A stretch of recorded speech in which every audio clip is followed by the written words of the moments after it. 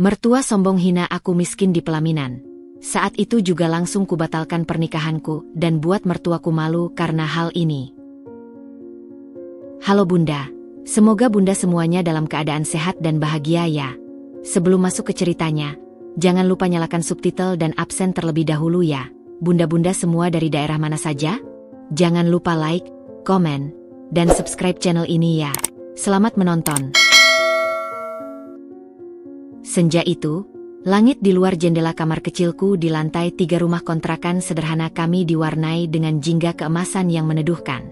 Aku, Dinda, duduk di depan meja belajar kayu yang sudah usang, mencoba menyelesaikan laporan keuangan untuk pekerjaanku sebagai admin di sebuah perusahaan kecil. Pikiranku sesekali melayang kepada Mas Robi, pria yang sudah 6 bulan ini dengan sabar dan konsisten mendekatiku. Kami bertemu di sebuah proyek kolaborasi antara perusahaanku yang kecil dengan perusahaannya yang jauh lebih besar. Aku hanyalah staf administrasi yang bertugas menyiapkan dokumen, sementara dia adalah salah satu manajer muda andalan di sana. Perbedaan jabatan dan latar belakang itu awalnya membuatku menjaga jarak. Tapi ketulusannya, cara dia memperlakukan semua orang dengan rasa hormat yang sama, perlahan-lahan meruntuhkan tembok pertahananku. Tiba-tiba, teleponku bergetar di atas meja, memecah kesunyian. Nama, Mas Robi, terpampang di layar. Hatiku berdebar-debar, seperti biasa setiap kali dia menghubungi. Suaranya yang hangat dan dalam terdengar dari seberang. Din, ada di rumah? Tanyanya. Iya, Mas. Lagi nyelesain laporan. Kenapa? Jawabku, berusaha terdengar biasa. Bisa aku mampir sebentar? Ada yang mau aku bicarakan. Ada nada serius dalam suaranya yang membuatku sedikit cemas. Boleh, tapi rumahku kayak biasa loh, Mas. Ramai dan sederhana. Godaku ringan, mencoba menutupi kegugupanku. Justru itu yang membuatku nyaman. Din, aku akan sampai dalam 20 menit. Setelah menutup telepon, jantungku berdegup kencang. Apa yang ingin dia bicarakan? Pikiran-pikiran liar mulai berkecamuk. Kulanjutkan pekerjaanku, tetapi konsentrasiku sudah buyar. 15 menit kemudian, aku sudah berdiri di depan rumah kecil kami, membereskan teras yang sudah bersih agar terlihat sedikit lebih rapi. Ibuku, seorang wanita parubaya dengan wajah yang selalu ramah, mengintip dari jendela dapur. Siapa yang mau datang, Din? Tanyanya sambil membersihkan tangan yang basah. Mas Robi, Bu. Jawabku, berusaha tenang. Oh, Robi yang baik itu? Ayo sini ibu bantu sediakan minuman, ujarnya dengan senyum lebar. Dia sangat menyukai Mas Robi sejak pertama kali dia berkunjung, karena sikapnya yang sopan dan tidak pernah merendahkan. Tidak lama kemudian, mobil Mas Robi yang sederhana, dia tidak pernah pamer dengan kekayaannya, berhenti di depan rumah. Dia turun dengan pakaian kasual, sebuah senyum mengembang di wajahnya yang teduh. Di tangannya, ada sebuah bungkusan kecil yang dibungkus rapi. Selamat sore, Bu. Sapanya kepada ibuku yang sudah menyambut di depan pintu dengan segelas teh hangat. Sore, Robi. Ayo masuk, jangan di luar saja, sambut ibu dengan hangat. Terima kasih, Bu. Dia masuk dan duduk di sofa sederhana di ruang tamu kami yang kecil. Aku duduk di sebelahnya, sementara ibuku dengan bijak memberi kami ruang dan kembali ke dapur. Meski kusadari dia sesekali melirik dengan penuh harap. Apa kabar, Din? Tanyanya, matanya menatapku dalam-dalam. Baik, Mas. Laporannya hampir selesai. Kamu tadi bilang mau bicara sesuatu. Tanyaku, tidak sabar. Dia mengambil napas dalam. Iya. Dia memegang tanganku dengan lembut. Dinda, kamu tahu, selama setengah tahun ini, aku merasa sangat bahagia bisa mengenal kamu lebih dekat. Kamu adalah wanita yang kuat, mandiri, dan punya hati yang sangat baik. Di mataku, latar belakang, jabatan, atau kekayaan tidak pernah menjadi ukuran. Yang kulihat adalah siapa dirimu sebenarnya. Dadaku berdebar kencang. Aku hanya bisa mendengarkan. Kata-katanya membuat mataku berkaca-kaca. Aku ingin menghabiskan sisa hidupku bersamamu, Dinda. Aku ingin membangun keluarga bersamamu. Dia membuka bungkusan kecil di tangannya, revealing a simple yet elegant silver ring with a small diamond. Apakah kamu bersedia menikah denganku? Seketika itu juga, air mataku menetes. Ini seperti mimpi. Di tengah kegembiraan yang membuncah, sebuah keraguan kecil menyelinap. Mas, aku, keluargaku, mereka. Seolah membaca pikiranku, dia menggenggam tanganku lebih erat. Aku sudah bicara dengan orang tuaku, Din. Ibu butuh waktu untuk menerima, tapi ayahku mendukung. Yang paling penting untukku adalah restu dari orang tuamu dan tentunya, jawaban darimu. Saat itulah, ayahku, Pak Suryo, pulang dari kerja. Wajahnya yang lelah langsung terlihat bingung melihat kami. Ada apa ini? Tanyanya sambil meletakkan tas kerjanya. Mas Robi segera berdiri, dengan penuh hormat mendekati ayahku. Pak Suryo, saya dengan segala hormat, memohon izin dan restu Bapak untuk menikahi putri Bapak, Dinda. Ayahku terdiam sejenak, memandangiku yang masih terisak haru, lalu memandang Mas Robi yang berdiri tegak dengan pandangan tulus. Suasana hening sejenak, terasa seperti abadi.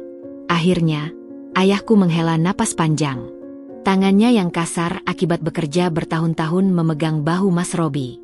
Robi, aku bukan orang yang berpendidikan tinggi. Aku hanya bisa bilang, yang paling penting untuk anakku adalah kebahagiaan dan kehormatannya. Kau sudah tunjukkan bahwa kau orang yang baik dan bertanggung jawab. Kalau Dinda menerimamu, dia menoleh kepadaku, dan aku mengangguk pelan. Air mata mengalir deras. Maka dengan restu kami, aku izinkan kau menikahi putri satu-satunya kami.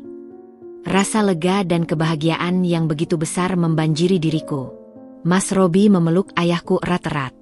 Terima kasih, Pak. Saya berjanji akan menjaga Dinda sepenuh hati. Ibuku yang dari tadi mengintip dari balik pintu dapur akhirnya keluar dengan mata yang juga basah.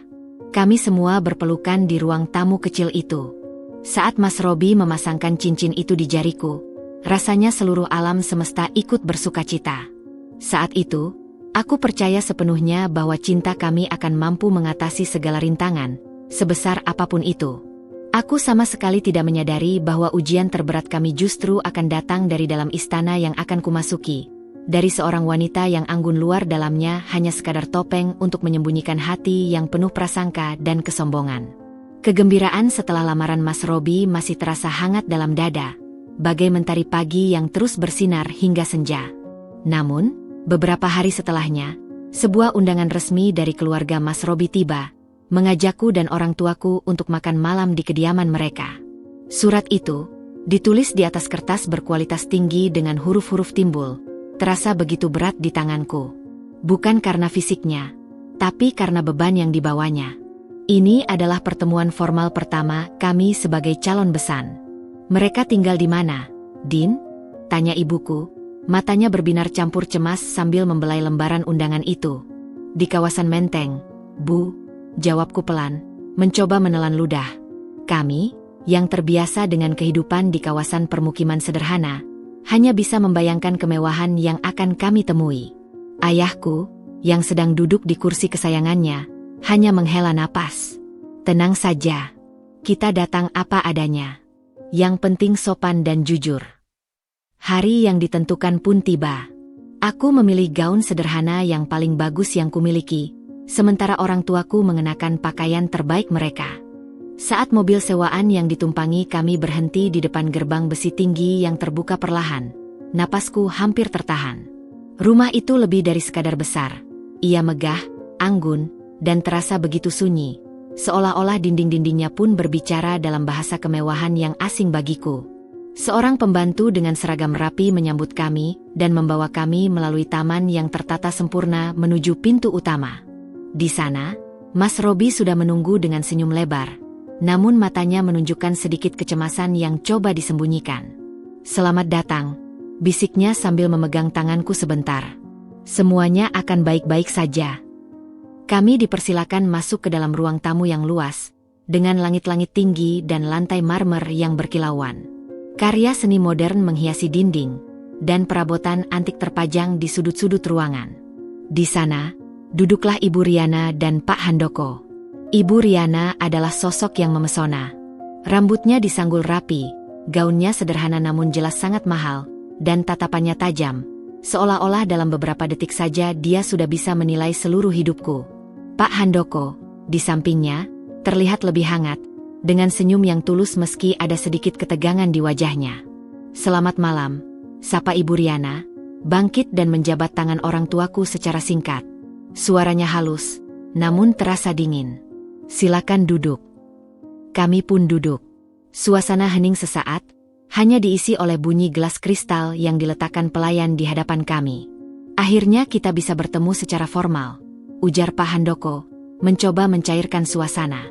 "Robi sudah banyak bercerita tentang kalian." "Terima kasih, Pak. Kami juga," jawab ayahku dengan sopan. "Robi adalah pemuda yang baik. Kami sangat menyayanginya." Ibu Riana tersenyum tipis. "Ya, Robi memang anak yang baik hati. Terkadang terlalu baik." Matanya beralih kepadaku, dan senyum itu tidak sampai ke matanya. "Jadi, Dinda, bukan? Robi bilang kamu bekerja sebagai admin, ya?" "Iya, Bu. Di sebuah perusahaan trading kecil," jawabku, berusaha terdengar percaya diri. "Dulu kuliah di mana?" "Di Universitas Negeri Jakarta, Bu. Jurusan manajemen." "Oh." Hanya itu tanggapannya, seolah-olah jawabanku tidak cukup impresif. Lalu, dia beralih ke orang tuaku. "Dan Bapak dengan Ibu? Bapak bekerja di?" "Aku pegawai di bagian gudang, Bu," jawab ayahku dengan tenang, tidak sedikit pun terlihat malu. "Dan istriku berjualan kue." Ibu Riana mengangguk pelan, namun aku bisa melihat sedikit kerutan di dahinya. Saya lihat Dinda anak yang mandiri. Tentu saja, di keluarga kami, biasanya para wanita tidak perlu bekerja keras seperti itu. Tapi, itu bisa jadi pelajaran hidup yang baik untuknya. Kalimat itu terasa seperti tamparan halus. Aku melihat ibuku menggenggam tangannya erat-erat di pangkuannya. "Kami memang tidak kaya, Bu Riana," ucap ibuku dengan lembut tapi tegas. "Tapi kami berusaha mendidik Dinda untuk menjadi orang yang bertanggung jawab dan tidak bergantung pada orang lain." Tentu. Itu sangat mulia," sahut Ibu Riana cepat, namun nada bicaranya merendahkan. "Tapi di dunia yang akan dimasuki Dinda nanti, tanggung jawabnya akan berbeda. Dia harus bisa menyesuaikan diri dengan standar dan gaya hidup keluarga kami. Kami sering mengadakan acara-acara dengan tamu-tamu penting. Penampilan, sopan santun, dan latar belakang pendidikan sangat diperhitungkan." Mas Robi, yang duduk di sebelahku, mulai terlihat tidak nyaman. "Ibu, Dinda sudah sangat sopan dan cerdas. Dia tidak akan kesulitan menyesuaikan diri." "Kuharap begitu, sayang," jawab Ibu Riana, menatap anaknya dengan pandangan yang sulit diterka. "Karena pernikahan bukan hanya tentang dua orang, Robi. Ini tentang menyatukan dua keluarga. Dan terkadang, perbedaan yang terlalu mencolok bisa menjadi beban." Pak Handoko akhirnya turun bicara. "Riana, saya rasa malam ini adalah tentang saling mengenal, bukan tentang beban." Lalu dia tersenyum pada kami. "Robi bilang ibunya jago membuat kue. Apa ibu pernah berpikir untuk mengembangkannya menjadi usaha yang lebih besar?" Percakapan pun mengalir lebih lancar berkat Pak Handoko. Namun, sepanjang malam, sorot mata Ibu Riana tidak pernah benar-benar ramah. Setiap kali dia memandangiku, terasa seperti dia sedang mengukur, menilai, dan menemukan banyak kekurangan. Saat kami akhirnya berpamitan, dia berjabat tangan lagi, dengan senyum formal yang sama. "Senang akhirnya kita bertemu," ucapnya, tapi kata-katanya terasa hampa. Di dalam mobil, dalam perjalanan pulang, kami semua terdiam. Kegembiraan dari lamaran Mas Robi seakan tertutup oleh awan kelabu yang dibawa oleh pertemuan ini. "Wanita itu." Ayahku akhirnya berbicara, memecah kesunyian. "Tidak seperti anaknya. Yang penting Robi baik padamu, Din," bisik ibuku, meraih tanganku. Tapi aku bisa merasakan kekhawatirannya. Aku memandang keluar jendela, pada lampu-lampu kota yang berkelap-kelip. Cinta pada Mas Robi begitu nyata dan hangat. Tapi bayangan Ibu Riana dan dunianya yang dingin dan penuh penilaian, untuk pertama kalinya, menanamkan benih keraguan yang kecil namun dalam di hatiku. Aku mulai bertanya-tanya, apakah cinta memang cukup untuk mengatasi jurang yang sengaja diperdalam oleh kesombongan? Beberapa minggu setelah pertemuan yang menegangkan itu, Mas Robi dan aku mulai bersemangat merencanakan pernikahan kami. Kami membayangkan acara yang sederhana namun penuh makna, dihadiri oleh orang-orang terdekat dari kedua belah pihak.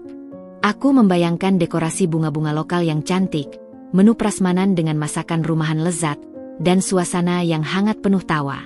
Mimpi itu indah, sampai Ibu Riana secara resmi membentuk tim persiapan pernikahan, yang terdiri darinya, seorang wedding planner ternama, dan aku, yang merasa seperti ikan yang dikeluarkan dari airnya. Pertemuan pertama diadakan di sebuah hotel mewah untuk memilih venue. Aku dan Mas Robi duduk berhadapan dengan Ibu Riana dan Bu Lita, wedding planner yang sudah jelas hanya mengangguk-angguk pada setiap keinginan calon mertuaku. Ballroom di hotel ini adalah yang terbaik, ujar Ibu Riana dengan suara datar, menunjuk brosur. Kapasitas untuk 500 tamu, chandelier asal Italia, dan karpet merah. Standar untuk acara keluarga kami. Aku tercekat. 500 tamu. Bu, keluarga kami, mungkin tidak sampai 100 orang. Ibu Riana tidak langsung menjawab. Dia memandangku dengan ekspresi datar. Dinda, sayang, pernikahan Robi adalah acara sosial penting. Ayahnya memiliki banyak relasi bisnis yang harus diundang. Ini bukan hanya tentang keluarga inti. Mas Robi mencoba menengahi. Ibu, apa tidak bisa kita buat lebih intim saja? Yang penting suasana hangat.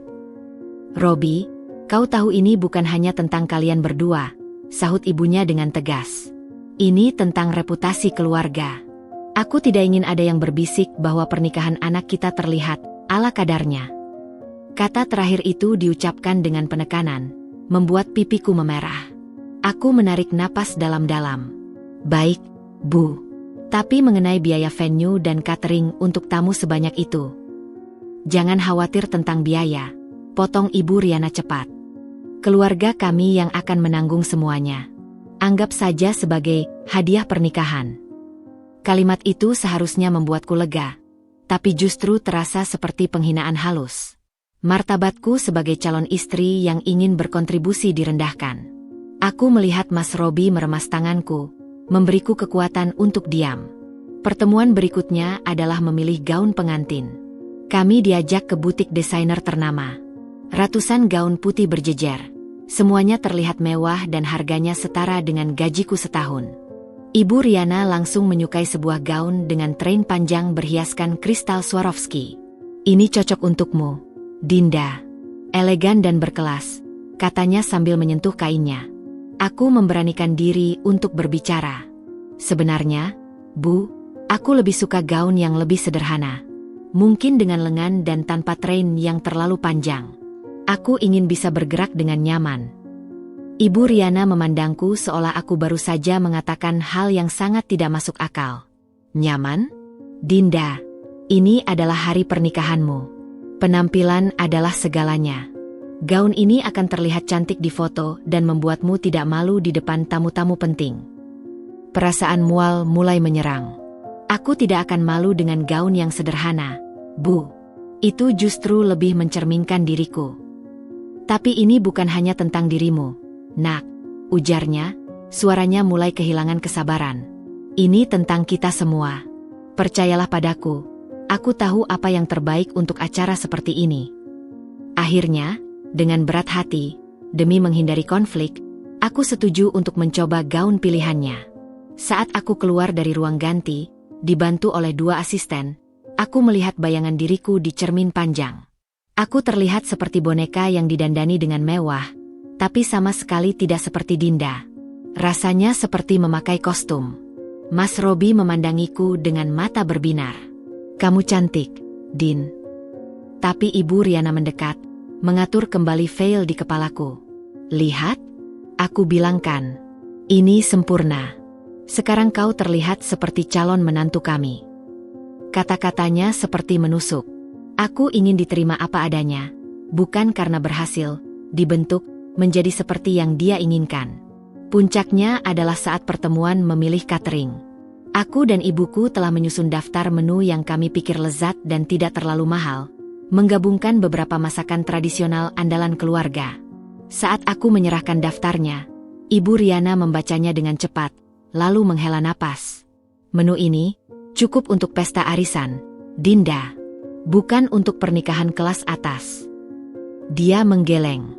Kita harus menggunakan jasa catering Prancis yang biasa menangani acara-acara ayah Robi. Mereka memiliki chef dari Eropa. Aku sebenarnya ingin ada sentuhan masakan keluarga kami, Bu. Batauku, suara bergetar. Ibuku terkenal dengan rendang dan opornya. Itu bisa menjadi bagian dari kita. Masakan rumahan bisa disajikan di acara lain, sayang, jawabnya, menepis idaku dengan mudah. Untuk pernikahan, kita harus menunjukkan standar yang tinggi. Malam itu, setelah semua pertemuan usai, aku menangis di pelukan Mas Robi. Ini bukan pernikahan kita, Robi. Ini adalah pameran kekayaan ibumu. Aku tidak merasa didengar sama sekali. Dia mendekapku erat. Aku tahu, sayang. Aku minta maaf.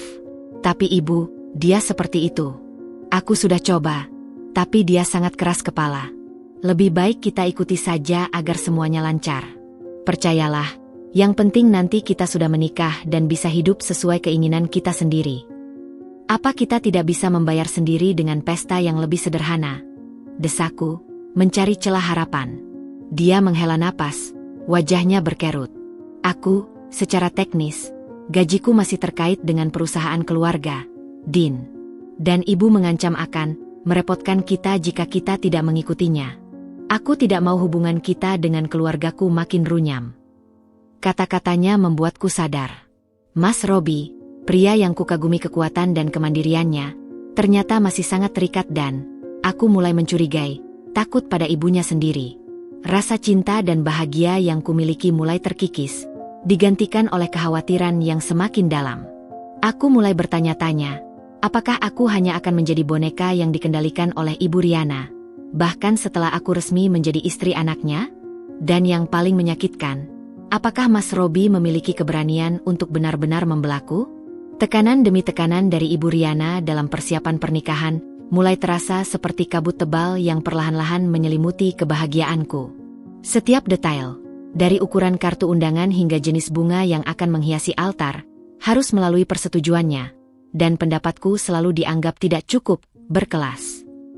Suatu sore, aku dan Mas Robi dijadwalkan untuk fitting kedua gaun pengantin di butik mewah itu.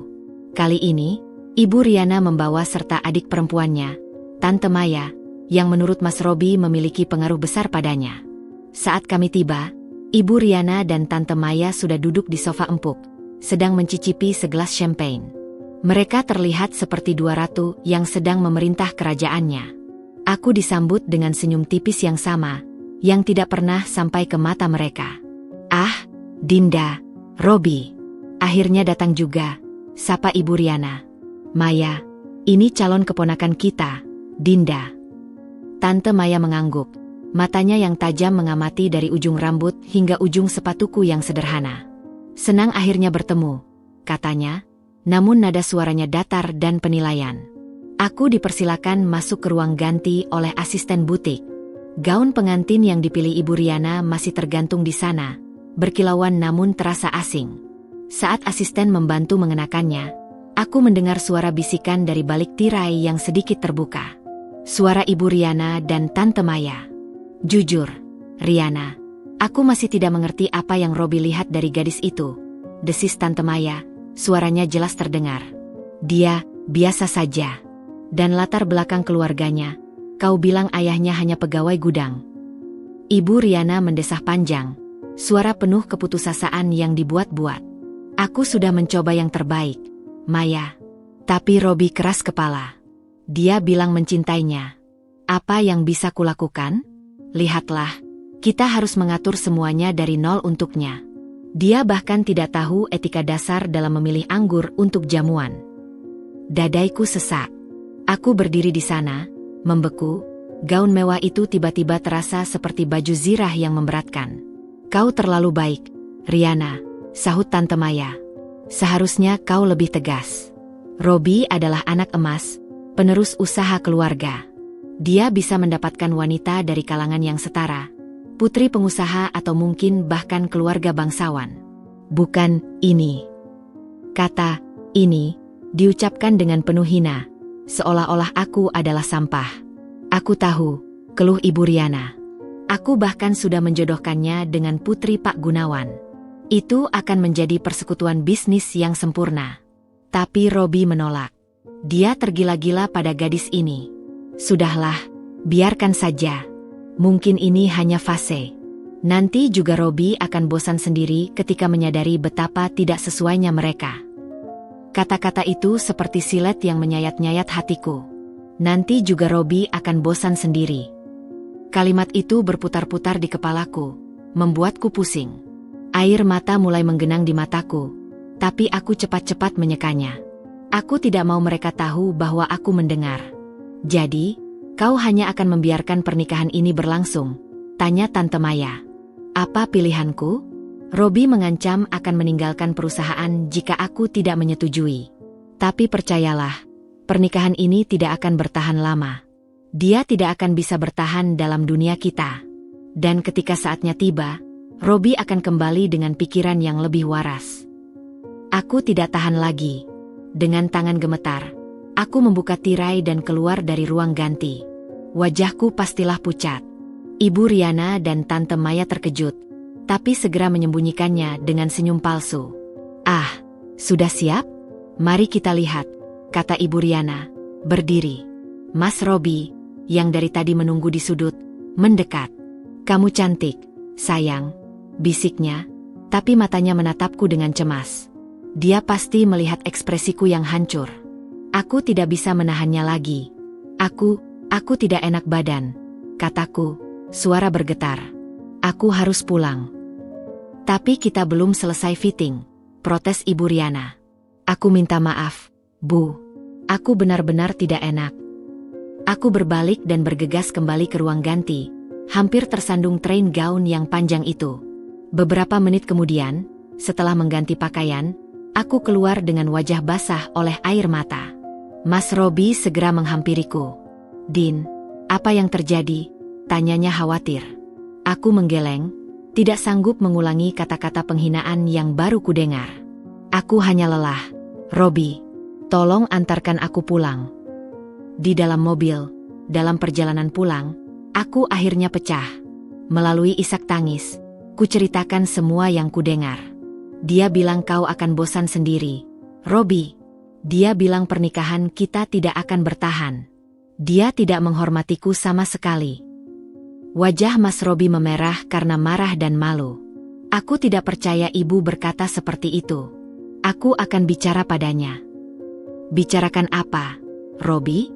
Dia sudah jelas-jelas memandang rendah aku dan keluargaku. Apa gunanya? Dia tidak akan berubah. Aku menatapnya, mataku sembab. Aku tidak tahan, Rob. Aku merasa seperti sedang berperang, dan musuhku adalah calon mertuaku sendiri. Dan kau tidak berada di pihakku. Dia terdiam, tangannya menggenggam kemudi dengan kencang. Aku akan membelamu, Din. Aku berjanji. Tapi nada suaranya tidak meyakinkan. Ada keraguan di matanya, ketakutan untuk benar-benar berkonfrontasi dengan ibunya. Saat itulah, untuk pertama kalinya, sebuah pikiran mengerikan melintas di benakku. Apakah cinta kami cukup kuat untuk mengatasi semua ini? Atau apakah aku hanya akan menjadi korban dalam permainan kekuasaan dan status seorang ibu yang sombong? Bisikan-bisikan di butik itu tidak hanya menusuk hatiku. Mereka mulai meracuni fondasi hubungan kami. Undangan untuk acara lamaran resmi, atau yang disebut Ibu Riana sebagai engagement dinner, tiba dengan kemasan yang bahkan lebih mewah daripada undangan makan malam pertama. Kertasnya bertekstur, disertai pita sutra, dan tulisannya berlapis emas. Acara ini akan diadakan di ballroom hotel bintang 5 yang sama yang dipilih untuk pernikahan. Sekali lagi, aku dan keluargaku merasa seperti harus mempersenjatai diri untuk memasuki medan perang sosial. Mereka benar-benar tidak main-main, ya, gumam ibuku, memegang undangan itu dengan hati-hati, seolah-olah takut akan merusaknya. Wajahnya menunjukkan campuran kebanggaan dan kecemasan yang dalam. Ayahku menghela napas. Kita hadapi saja, Bu. Untuk Dinda. Tapi ingat, katanya, menatapku dengan serius, kita tidak perlu mengubah siapa kita. Hargai mereka, tapi jangan pernah rendahkan diri sendiri. Malam itu, kami bertiga tiba di hotel dengan taksi. Perbedaan antara kami dan tamu-tamu lain yang turun dari mobil mewah terasa begitu menyolok. Ibuku memakai gaun sederhana yang khusus dia jahit untuk acara ini, sementara ayahku memakai satu-satunya jas yang dimilikinya, yang sudah berusia 10 tahun. Aku sendiri memakai gaun kaktail sederhana yang kubeli dengan diskon besar-besaran, merasa seperti sedang berpura-pura menjadi seseorang yang bukan diriku. Begitu masuk ke ballroom yang dipenuhi lampu kristal berkilauan, kami disambut oleh Ibu Riana dan Pak Handoko. Ibu Riana terlihat sangat elegan dalam gaun haute couture. Senyumnya terpampang lebar untuk para tamu. Namun saat menyambut kami, senyum itu segera berubah menjadi formal dan dingin. "Ah, akhirnya datang juga," ucapnya, menjabat tangan orang tuaku dengan cepat sebelum matanya beralih menilai penampilanku. "Dinda, cukup menarik." Pujian yang terdengar seperti kritik. Pak Handoko lebih hangat. "Selamat malam. Senang kalian bisa hadir." Kami digiring ke meja utama, di mana Mas Robi sudah menunggu dengan wajah cerah. Dia terlihat sangat gagah dalam tuksedonya. "Kamu cantik," bisiknya, mencium pipiku. Tapi aku bisa merasakan ketegangan di pundaknya. Acara berlangsung dengan sempurna, terlalu sempurna. MC profesional membawakan acara, orkestra memainkan lagu-lagu klasik, dan pelayan berseragam putih terus mengisi gelas para tamu dengan champagne. Aku duduk di antara Mas Robi dan ibuku, merasa seperti sedang berada di dalam sebuah film yang salah. Tiba, saatnya bagi orang tua dari kedua pihak untuk memberikan sambutan. Pak Handoko berbicara dengan singkat dan manis tentang kebahagiaannya menyambutku ke dalam keluarga. Kemudian, giliran ayahku. Dengan langkah tegap, ayahku menghampiri mikrofon. Tangannya sedikit gemetar, tapi suaranya jelas dan penuh martabat. "Pertama-tama, terima kasih untuk keluarga besar Bapak Handoko dan Ibu Riana yang telah menyambut kami dengan hangat." Ayahku membungkuk hormat. "Kami adalah keluarga yang sederhana. Kami tidak bisa memberikan harta atau kemewahan pada anak kami, Dinda. Tapi kami telah berusaha membesarkannya dengan hati, untuk menjadi wanita yang kuat, jujur, dan tahu berterima kasih." Dia menoleh kepadaku, matanya berkaca-kaca. Melihatnya hari ini, berdiri di samping Robi, seorang pemuda yang baik dan bertanggung jawab, adalah kebahagiaan terbesar kami. Kami percaya cinta mereka tulus. Kami hanya berharap kalian bisa menerima Dinda apa adanya, seperti kami menerima Robi dengan sepenuh hati. Terima kasih. Suara ayahku bergetar di akhir kalimat. Aku tidak bisa menahan air mataku. Itu adalah pidato yang sederhana, tulus, dan penuh cinta. Beberapa tamu bertepuk tangan dengan hangat. Tapi saat ayahku kembali ke tempat duduk, aku melihat Ibu Riana berbisik sesuatu pada Tante Maya di sebelahnya dengan ekspresi mencela. Saat jamuan makan dimulai, ibuku, dengan penuh kerendahan hati, mendekati Ibu Riana sambil membawa sebuah tas kain cantik berisi toples-toples kue. "Ibu Riana, ini saya bawa sedikit kue tradisional, bika Ambon dan lapis legit. Mungkin bisa dicoba atau dibagikan pada tamu," ujar ibuku dengan senyum ramah. Ibu Riana menerima tas itu dengan ujung jarinya, seolah-olah itu adalah benda asing yang kotor. Matanya cepat memindai ke sekeliling. Sepertinya malu ada yang melihatnya menerima sesuatu yang begitu rakyat. "Oh, terima kasih," katanya dengan suara datar, lalu dengan cepat meletakkan tas itu di bawah mejanya, tersembunyi dari pandangan. "Kita sudah ada dessert khusus dari pastry chef hotel. Tapi, terima kasih atas pikirannya." Wajah ibuku memerah. Dia tersenyum kecut dan mengangguk, lalu kembali ke tempat duduknya dengan langkah gontai. Aku melihatnya memejamkan mata sebentar, menahan sakit hati. Aku tahu dia tidak akan menerimanya, bisiknya padaku, suara bergetar. Tapi setidaknya kita sudah berusaha sopan. Pemandangan itu membuat darahku mendidih. Penghinaan halus terhadap jerih payah dan niat tulus ibuku itu lebih menyakitkan daripada cercaan langsung padaku. Aku menatap Ibu Riana, yang sedang tertawa ringan dengan seorang tamu, seolah-olah tidak terjadi apa-apa. Dia dengan sengaja merendahkan kami, menunjukkan dengan halus siapa yang berkuasa dan siapa yang dianggap di bawah. Malam yang seharusnya menjadi malam kebahagiaan itu berubah menjadi pengalaman yang memalukan dan menyakitkan. Saat kami akhirnya pulang, di dalam taksi yang sunyi, tidak ada yang berbicara. Rasanya seperti kami baru saja melalui sebuah ujian, dan kami mendapat nilai gagal. Aku memandang keluar jendela, pada gemerlap kota yang tidak peduli, dan bertanya-tanya untuk kesekian kalinya. Apakah aku sanggup menghadapi ini selamanya? Bayangan Ibu Riana yang dengan mudahnya menyingkirkan kue buatan ibuku adalah pengingat yang keras betapa tidak dihargainya kami dalam dunia mereka. Hari yang kupikir tidak akan pernah tiba, akhirnya tiba. Pagi itu, aku terbangun dengan perasaan campur aduk yang tidak bisa kuterangkan. Ada getaran gugup, sisa-sisa kebahagiaan yang tersisa, dan sebuah firasat kelam yang menggelayuti relung hatiku yang paling dalam. Aku akan menikahi pria yang kucintai, tetapi rasanya seperti akan memasuki sebuah pertempuran, bukan merayakan cinta. Prosesi praacara berlangsung seperti sebuah ritual yang kaku. Aku didandani oleh tim make-up artis pilihan Ibu Riana. Wajahku dirias sedemikian rupa hingga hampir tidak mengenali bayangan sendiri di cermin. Rambutku ditata rumit, dan gaun pengantin mewah yang kupakai terasa begitu berat, bukan hanya karena kain dan kristalnya, tetapi karena beban pengharapan dan penilaian yang kubawa. Setiap jahitannya seolah berbisik, "Ini bukan kamu." Saat aku melangkah menuju pelaminan, diiringi oleh ayahku yang terlihat begitu bangga sekaligus khawatir, sorotan semua tamu tertuju padaku. Aku berusaha mencari Mas Robi di ujung Aisley. Dia berdiri di sana, tampan dalam tuksedonya, namun wajahnya pucat dan senyumnya kaku. Tangannya berkeringat saat menggenggam tanganku. "Kamu cantik," bisiknya, tapi suaranya terdengar parau. "Aku takut, Rob," bisikku balik, suara hampir tak terdengar. Dia hanya memencet tanganku, tidak menjawab. Itu tidak membuatku tenang. Acara berlangsung lancar, dipandu oleh seorang MC profesional yang berbicara dengan bahasa-bahasa indah dan klise tentang cinta dan penyatuan dua keluarga. Aku hampir tidak mendengarnya. Pikiranku melayang kepada orang tuaku yang duduk di barisan depan. Ibuku tersenyum, tapi matanya merah. Ayahku duduk tegak. Wajahnya adalah perpaduan antara kebanggaan dan kewaspadaan. Mereka terlihat begitu kecil dan sederhana di tengah gemerlapnya ballroom dan tamu-tamu yang berpakaian mentereng. Tiba saatnya sesi sambutan. Pak Handoko berbicara pertama kali.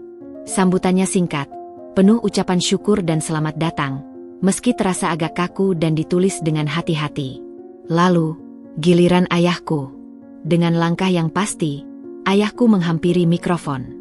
Dia mengenakan jas yang sama dari acara lamaran, dan sekali lagi, aku merasa hati ini teriris melihat usahanya untuk tampil pantas.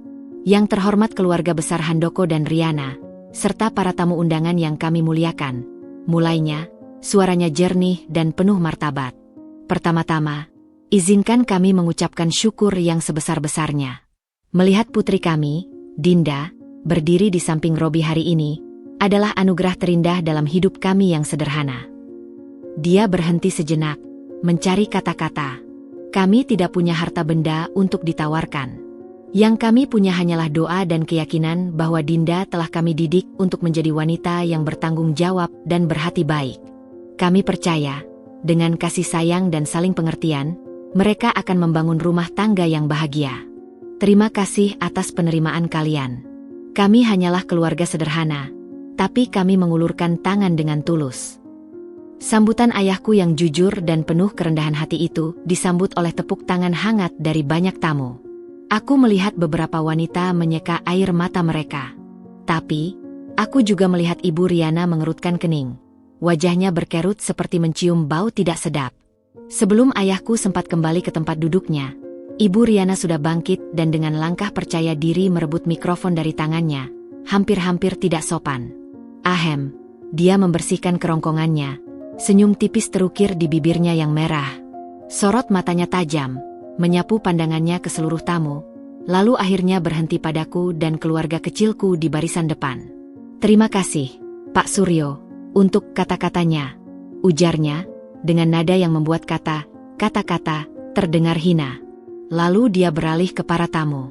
"Saya ingin semuanya tahu, katanya, suaranya lantang dan jelas, penuh dengan kesombongan yang tak terbendung, bahwa pernikahan ini adalah sebuah anugerah. Dia menekankan kata, anugerah, dan jarinya dengan ringan menunjuk ke arahku dan orang tuaku. Ya, sebuah anugerah besar bagi keluarga Dinda. Dia membuat jeda dramatis, memastikan semua orang menangkap maksudnya. Robi adalah anak emas kami, penerus usaha keluarga yang sudah dibangun dengan susah payah. Kami sebenarnya telah menjodohkannya dengan putri-putri dari keluarga yang selevel, putri pengusaha ternama, calon-calon yang jelas memahami tanggung jawab dan gaya hidup yang harus dijalani. Setiap kata seperti pukulan palu godam di kepalaku. Ruangan yang sebelumnya hangat tiba-tiba membeku. Tamu-tamu terdiam, ada yang terlihat tidak nyaman, ada yang penasaran. Dinda, nak, katanya, sekarang menatapku langsung. Tatapannya dingin dan penuh kondescension. Kamu harus bersyukur. Dari keluarga yang biasa-biasa saja, bahkan bisa dibilang kurang beruntung secara finansial.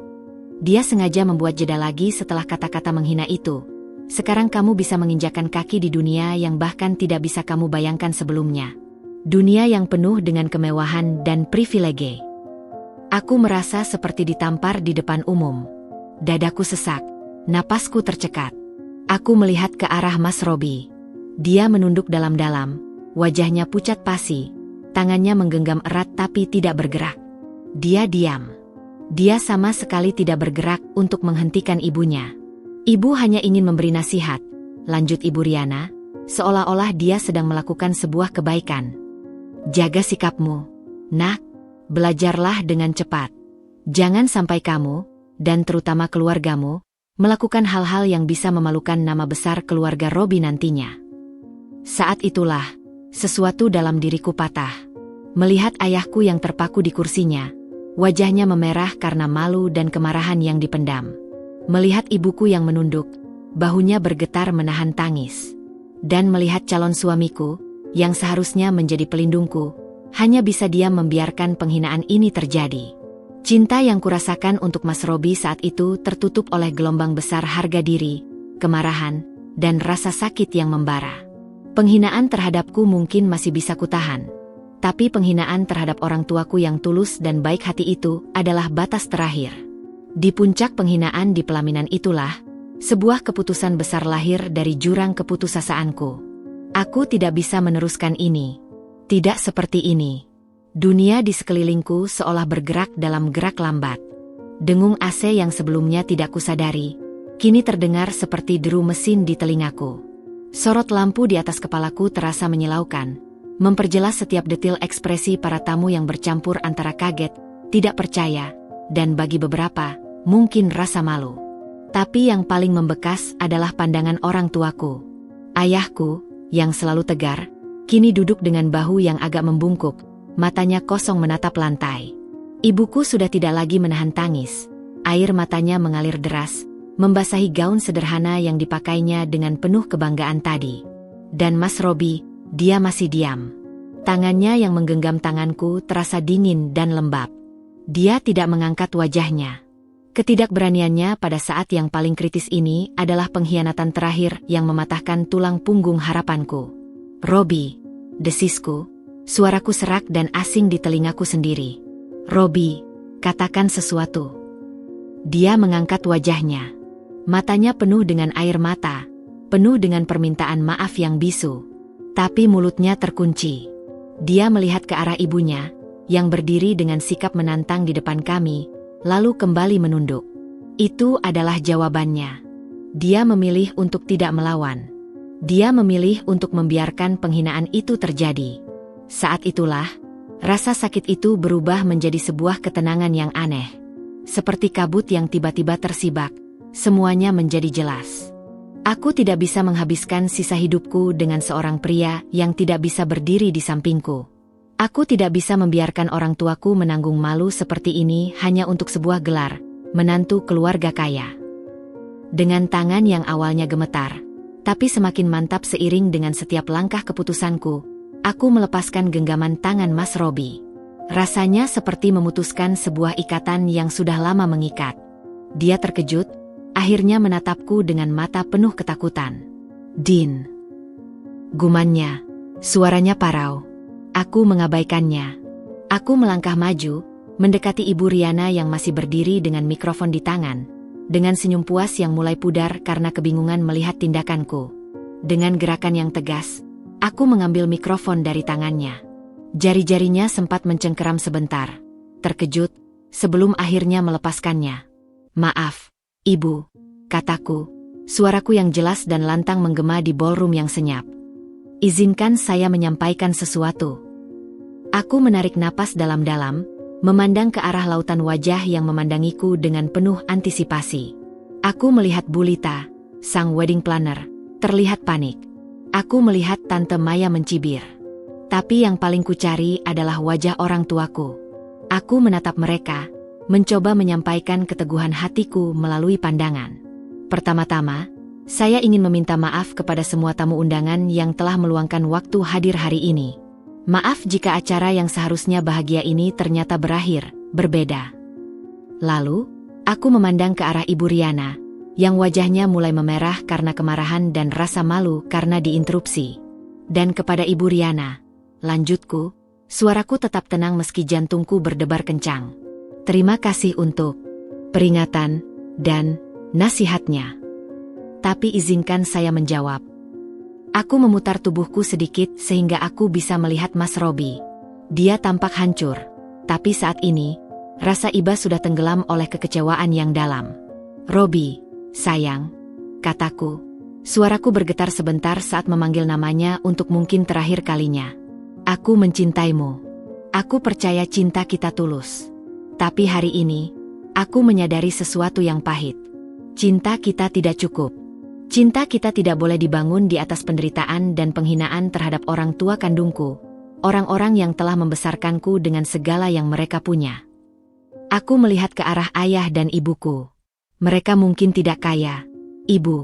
Tapi mereka membesarkanku dengan nilai-nilai yang tidak bisa dibeli dengan uang. Kejujuran, kerja keras, dan harga diri. Mereka mengajariku untuk tidak pernah menunduk pada siapapun yang merendahkanku. Dan mereka tidak kurang beruntung. Mereka adalah orang-orang terhebat yang aku kenal. Aku bangga menjadi anak mereka. Aku kembali menatap Ibu Riana langsung. "Dan Ibu, saya tidak butuh anugerah untuk menginjakan kaki di dunia Ibu.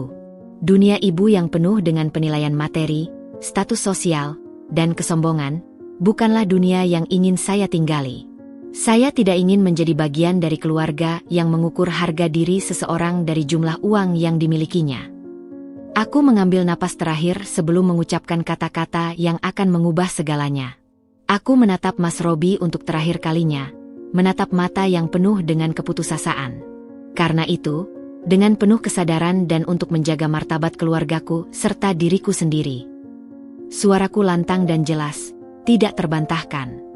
"Saya, Dinda, membatalkan pernikahan ini." Keputusan itu menggantung di udara, diikuti oleh desahan dan teriakan shock dari para tamu. Aku meletakkan mikrofon itu di atas meja dekat pelaminan.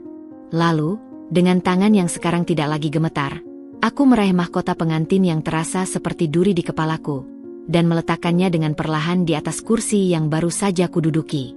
Aku tidak lagi memandang siapapun. Aku melangkah turun dari pelaminan, mendekati orang tuaku yang masih terpaku. Ibuku terlihat shock. Ayahku memandangku dengan mata yang penuh dengan rasa sakit, tetapi juga kebanggaan. Aku meraih tangan mereka. "Ayo, Bunda. Ayo, Yah. Kita pulang," bisikku, suaraku penuh dengan keyakinan yang baru kutemukan. "Kita tidak perlu berada di tempat yang tidak menghargai kita." Ayahku berdiri, kepalanya kembali tegak. Ibuku berdiri, menggenggam tanganku erat-erat. Dengan langkah tegap, kami bertiga berjalan meninggalkan ballroom yang megah, meninggalkan semua kemewahan palsu, meninggalkan calon suami yang tidak bisa membelaku, dan meninggalkan seorang calon mertua yang kini pasti merasakan panasnya rasa malu membara di pipinya. Kami meninggalkan semua itu, dengan hati yang terluka, tetapi dengan jiwa yang tetap utuh dan martabat yang terjaga. Suara sepatuku yang mendekat ke arah orang tuaku adalah satu-satunya suara yang terdengar di ballroom yang membeku. Setiap langkah terasa seperti berjalan melalui medan penuh ranjau, Tapi hatiku dipenuhi oleh ketenangan aneh yang lahir dari keputusan tanpa penyesalan. Wajah orang tuaku adalah gambaran sempurna dari kekalahan dan kepedihan. Ayahku, pria yang selalu mengajarku untuk berdiri tegak, kini tampak lebih kecil, seakan tubuhnya menyusut di balik jas tuanya. Ibuku, wanita kuat yang tak pernah lelah berjuang untuk keluarga, gemetar seperti daun, tangisnya yang sunyi lebih menyakitkan daripada ratapan. Saat aku sampai di hadapan mereka, aku merentangkan kedua tanganku. Bukan untuk memeluk mereka dalam kepasrahan, tapi untuk mengajak mereka bangkit. "Ayo, Bunda. Ayo, Yah," bisikku. Suaraku yang terdengar jelas di keheningan itu penuh dengan keyakinan yang baru kumiliki. "Kita pulang." Ayahku mengangkat kepalanya. Matanya yang biasanya berbinar penuh kebijaksanaan, kini redup. Namun di dalamnya terselip secercah pertanyaan, sebuah kebanggaan yang mulai menyala kembali. Dia memandiku, anak perempuannya, yang baru saja melakukan hal paling berani dalam hidupnya. "Dinda," gumannya, suaranya serak. "Kamu yakin?" "Aku tidak pernah seyakin ini, Yah," jawabku, menggenggam tangannya yang kasar dan penuh kapalan. "Aku tidak akan membiarkan siapapun, bahkan keluarga mereka, merendahkan kalian. Kalian adalah segalanya bagiku." Ibuku menarik napas dalam-dalam, menyeka air matanya dengan punggung tangan. "Tapi, pernikahanmu, nak, cintamu pada Robi. Cinta seharusnya tidak menyakitkan, Bu. Cinta seharusnya tidak membuat kita merasa malu dengan siapa kita dan dari mana kita berasal. Aku lebih memilih kehilangan cintanya daripada kehilangan harga diri kita sebagai keluarga." Kata-kataku sendiri menguatkanku. Aku melihat ke belakang bahu sebentar. Mas Robi masih terduduk di pelaminan. Wajahnya tertanam di tangannya, bahunya berguncang hebat. Ibu Riana berdiri di sampingnya, wajahnya pucat dan bermandikan keringat dingin. Matanya melotot padaku dengan campuran kemarahan dan rasa malu yang tak terbendung.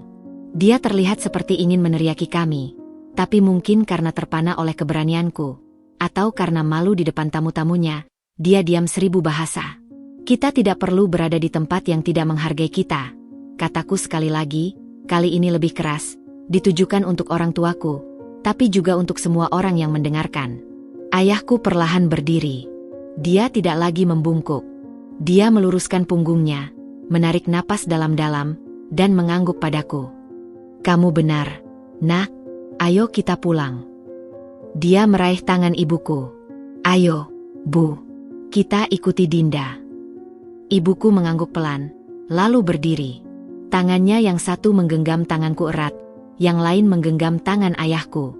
Kami bertiga berdiri bersatu, sebuah benteng yang tak tergoyahkan oleh kemewahan dan kesombongan di sekitar kami.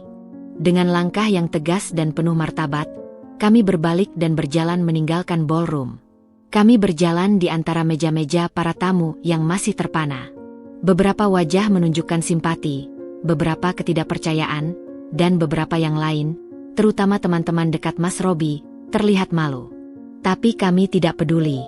Kami berjalan dengan kepala tegak, mata menghadap ke depan, menuju pintu keluar. Setiap langkah menjauh dari pelaminan terasa seperti melepaskan beban yang sangat berat. Gaun pengantin yang mewah itu tiba-tiba terasa seperti tidak lagi memberatkan, karena kini aku membawanya dengan kebanggaan, sebagai simbol perlawananku, bukan sebagai simbol penyerahan diriku. Saat kami melewati pintu ballroom, udara segar dari lobi hotel menyapaku.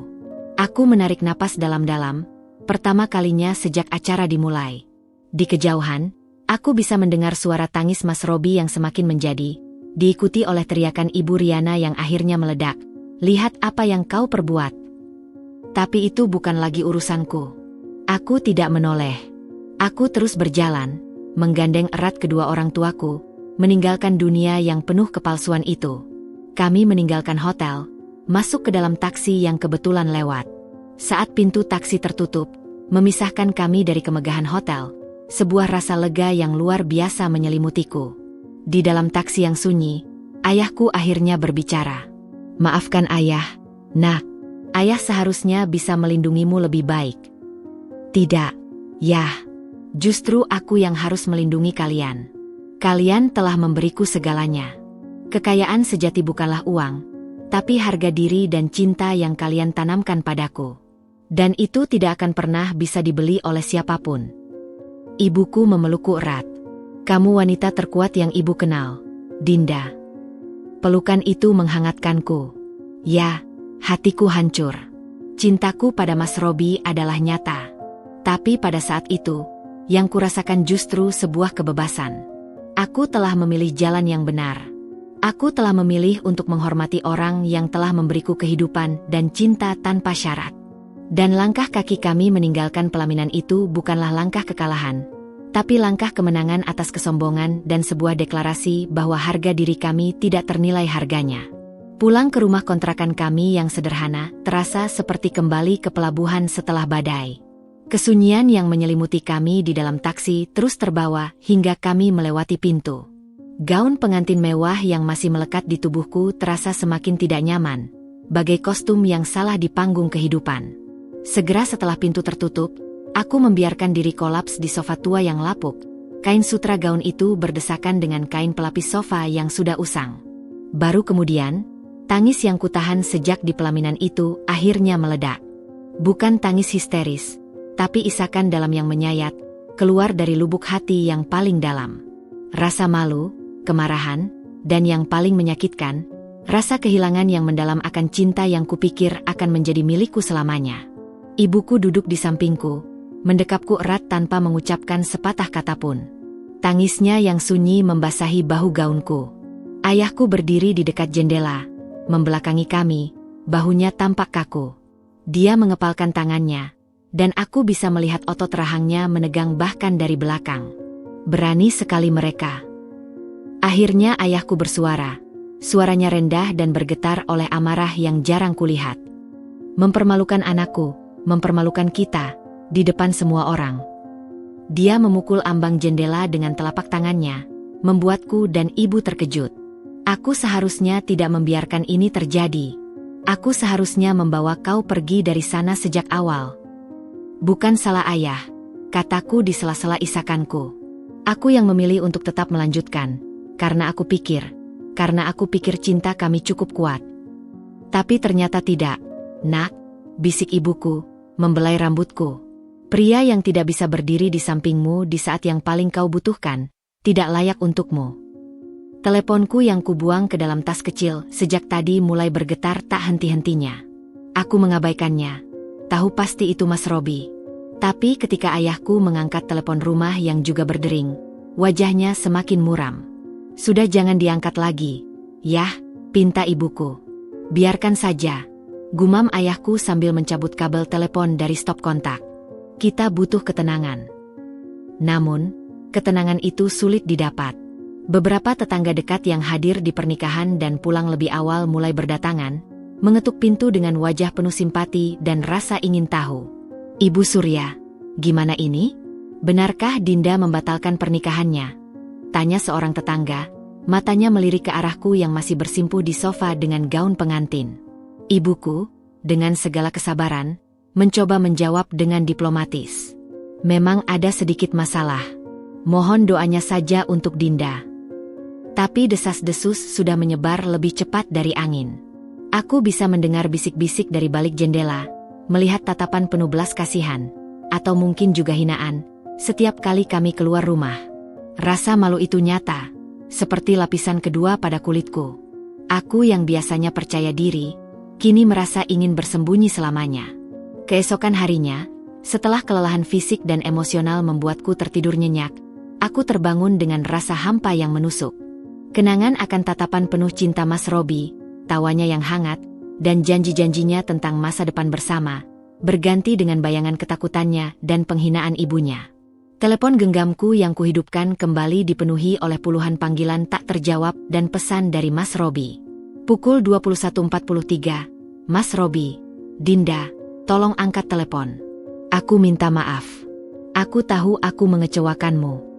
Pukul 22.15, Mas Robi, aku mencintaimu. Tolong beri aku kesempatan untuk menjelaskan. Pukul 23.02, Mas Robi, ibu minta maaf juga. Dia terlalu emosi. Pesan terakhir itu membuatku tersenyum getir. Ibu Riana meminta maaf? Aku sangat meragukannya. Itu pasti paksaan dari Mas Robi atau ayahnya. Permintaan maaf yang terpaksa tidak ada artinya. Aku tidak membalas satupun pesannya. Setiap huruf yang kubaca hanya mengingatkanku pada betapa rapuhnya fondasi hubungan kami. Cinta itu ada, ya. Tapi cinta tanpa keberanian dan rasa hormat, bagai bangunan tanpa pondasi, akan runtuh pada goncangan pertama. Dan goncangan dari Ibu Riana adalah gempa bumi yang menghancurkan segalanya. Aku memandangi cincin pertunangan yang masih melingkar di jariku. Cincin yang dulu diberikan dengan penuh cinta, kini terasa seperti belenggu. Dengan tekad bulat, aku melepaskannya dan meletakkannya di dalam laci. Itu adalah bab yang sudah tertutup. Rasa sakitnya masih sangat nyata, tapi aku tahu, satu-satunya cara untuk bertahan adalah dengan terus melangkah maju, meninggalkan semua kenangan pahit itu di belakang, bersama dengan gaun pengantin yang akhirnya kulepaskan dan kusimpan di dalam kotak, sebagai pengingat akan hari di mana aku memilih harga diriku di atas segalanya. Hari-hari berlalu dalam kabut kesedihan yang pekat. Aku memutuskan untuk mengambil cuti dari pekerjaanku, karena aku tahu tidak akan bisa berkonsentrasi. Dunia di luar terasa terlalu bising, terlalu penuh dengan pertanyaan dan tatapan yang tidak kuinginkan. Aku lebih banyak menghabiskan waktu di kamar, merenung, atau membantu ibuku di dapur, mencoba menemukan kenyamanan dalam rutinitas yang familiar. Setiap dering telepon atau bunyi ketukan pintu masih membuatku tegang. Takut itu adalah Mas Robi. Kekhawatiranku ternyata beralasan. Suatu sore, sekitar seminggu setelah insiden itu, ketika ayahku sedang bekerja dan ibuku pergi ke pasar, terdengar ketukan pintu yang cukup keras. Aku mengintip dari balik jendela, dan jantungku langsung berdebar kencang. Sebuah mobil yang sangat kukenal, mobil Mas Robi, terparkir di depan rumah. Dan dia sendiri berdiri di depan pintu, wajahnya tampak lesu dan penuh kegelisahan. Aku tidak segera membuka pintu. Aku berharap dia akan pergi. Tapi ketukan itu terus berlanjut, disusul suaranya yang parau. "Dinda, aku tahu kamu ada di dalam. Tolong, kita perlu bicara." Dengan hati berat, akhirnya kubuka pintu. Penampilannya membuatku terkejut. Dia terlihat seperti belum tidur berhari-hari. Matanya bengkak dan dikelilingi lingkaran hitam, bajunya kusut. Dia bukan lagi pria tampan dan percaya diri yang kukenal, tapi seorang yang hancur. "Din," katanya, suaranya serak. "Akhirnya. Apa yang kau lakukan di sini, Robi?" tanyaku, berusaha menjaga nada bicaraku tetap datar. "Aku harus menemuimu. Aku tidak bisa makan, tidak bisa tidur. Aku terus memikirkanmu." Dia mencoba masuk, tapi aku tidak bergerak dari tempatku berdiri, menghalanginya. "Kita tidak ada lagi yang perlu dibicarakan." "Tidak bisa begitu, Dinda," suaranya meninggi, penuh keputusasaan. "Kamu membatalkan pernikahan kita. Di depan semua orang. Kita harus membicarakannya." "Apa yang perlu dibicarakan, Robi?" tanyaku. Rasa sakit lama mulai menggelegak lagi. "Faktanya, ibumu menghina orang tuaku dan latar belakang kami di depan semua tamu. Dan kamu hanya duduk diam. Kamu tidak melakukan apa-apa." Dia menunduk, wajahnya berkerut menahan sakit.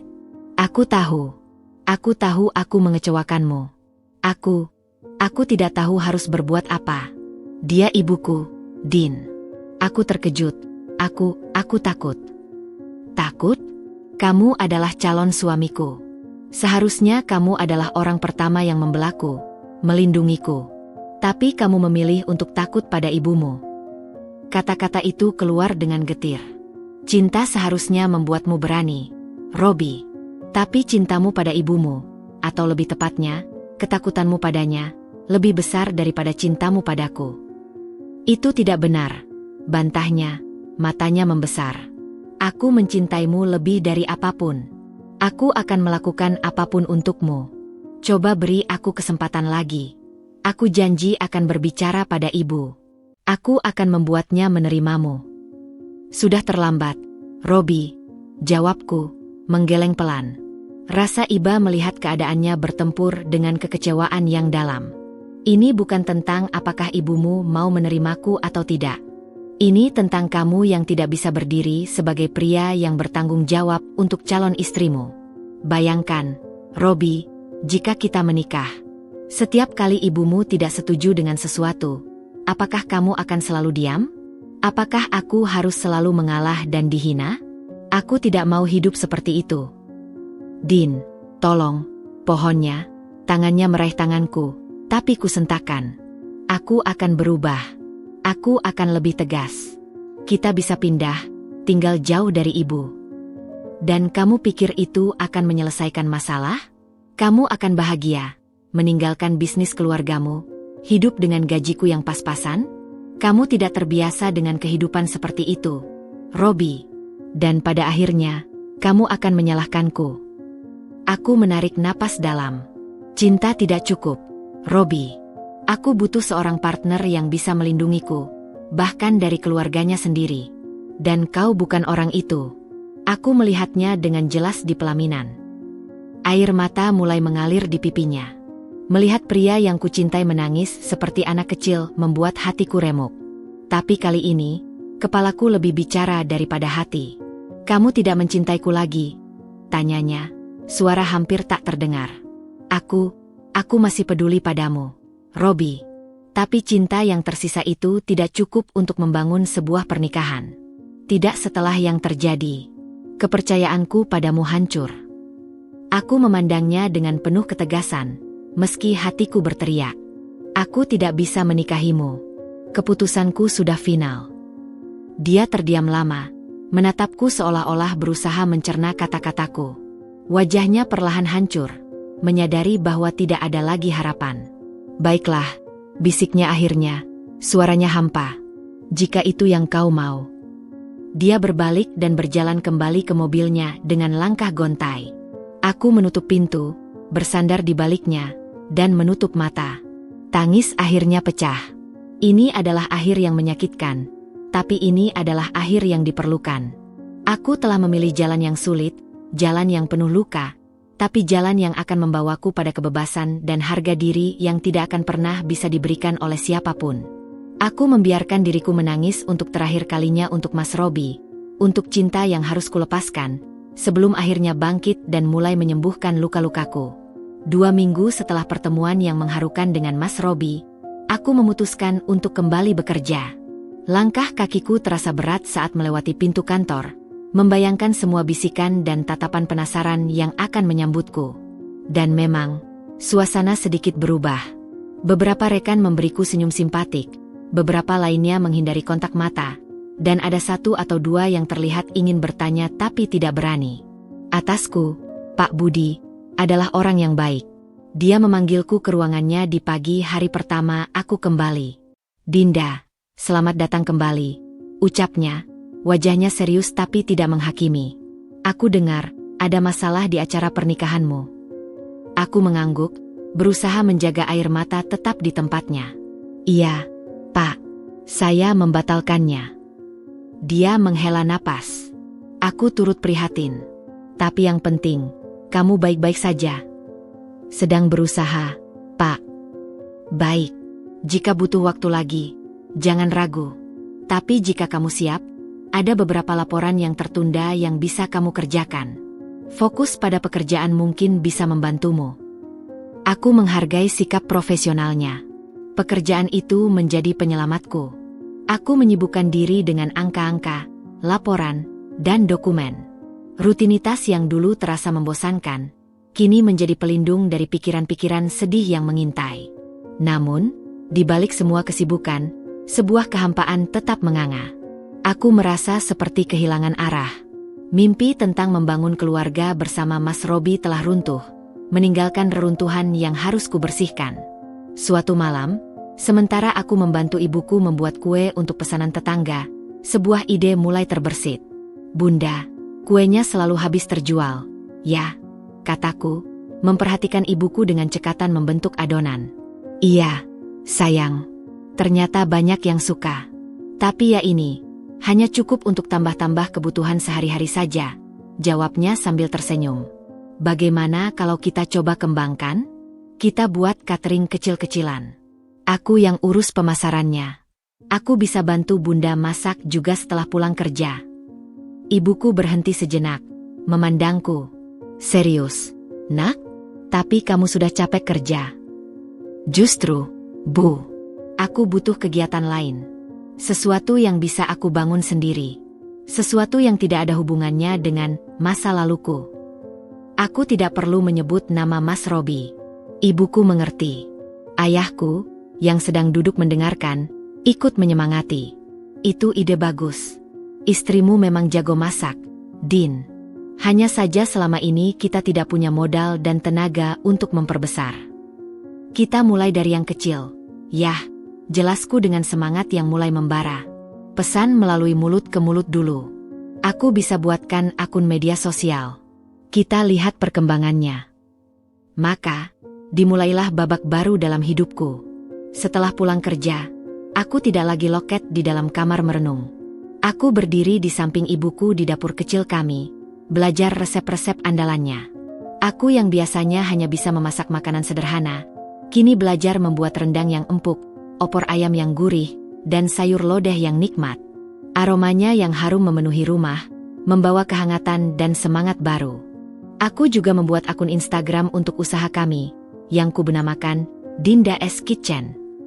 Awalnya, hanya teman-teman dekat dan rekan kerjaku yang memesan, penasaran dengan kue dan masakan yang sering kubawa.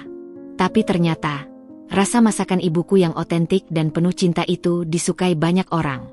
Bu, rendangnya enak banget. Pesen lagi untuk acara arisan besok. Ya, puji seorang pelanggan melalui pesan singkat. Dinda, lapis legitnya lembut dan tidak terlalu manis. Bikin lagi dong, untuk anak saya ulang tahun. Pujian-pujian kecil itu seperti air segar bagi jiwaku yang layu. Untuk pertama kalinya sejak insiden pernikahan, aku merasa berguna dan memiliki tujuan.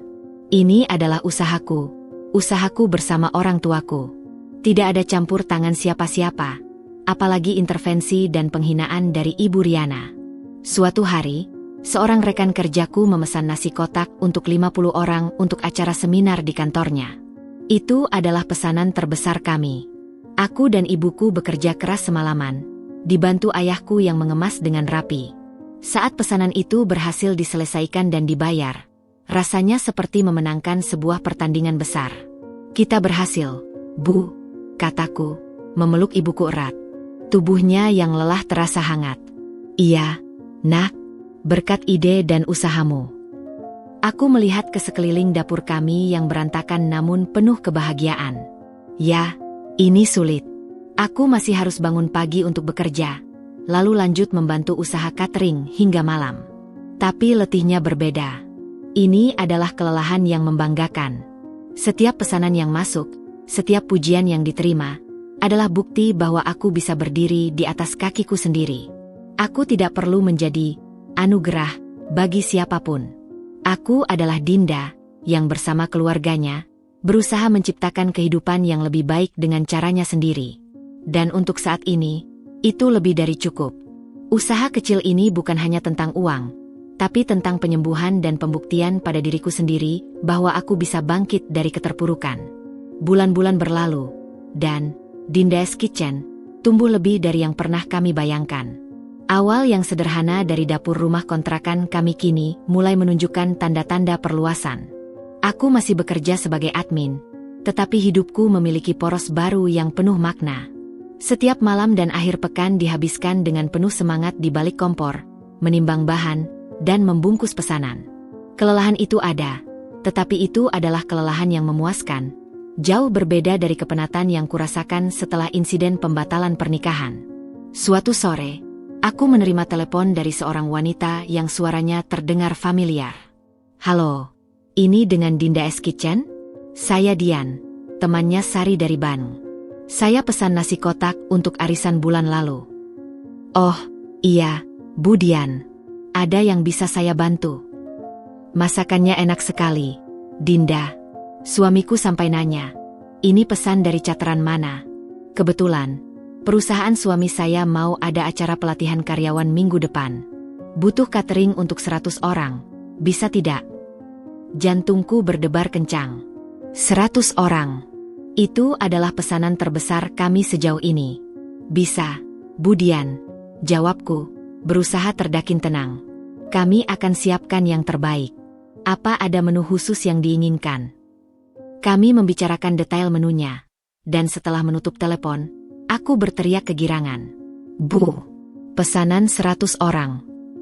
Ibuku, yang sedang mengaduk adonan kue, terbelalak. 100? Astaga, Dinda, kita bisa tidak, ya? Bisa, Bu. Kita harus bisa. Aku segera menghampiri dan memeluknya. Ayah pasti bangga. Malam itu, kami mengadakan rapat keluarga kecil. Ayahku, yang biasanya sudah tidur awal, ikut duduk di meja makan dengan secangkir teh. 100 orang itu banyak, Din, kata ayahku, wajahnya menunjukkan kekhawatiran. Dapur kita kecil. Peralatan juga terbatas. Aku sudah mikir, yah, kita bisa sewa kompor portabel tambahan. Untuk bahan, kita beli dalam jumlah besar pasti lebih murah.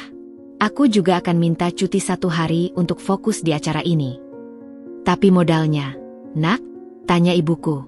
Uang tabungan kita tidak banyak. Aku punya tabungan dari gaji, Bu. Aku akan pakai itu dulu. Ini investasi. Kalau pesanan besar ini berhasil, pasti akan ada pesanan-pesanan berikutnya. Ayahku mengamati wajahku yang penuh tekad. Akhirnya, dia mengangguk pelan. Baik, kalau kamu yakin, Ayah dukung. Ayah bisa bantu angkat-angkat dan bungkus nasi kotak. Persiapan pun berlangsung seperti misi militer. Aku mengambil cuti 2 hari.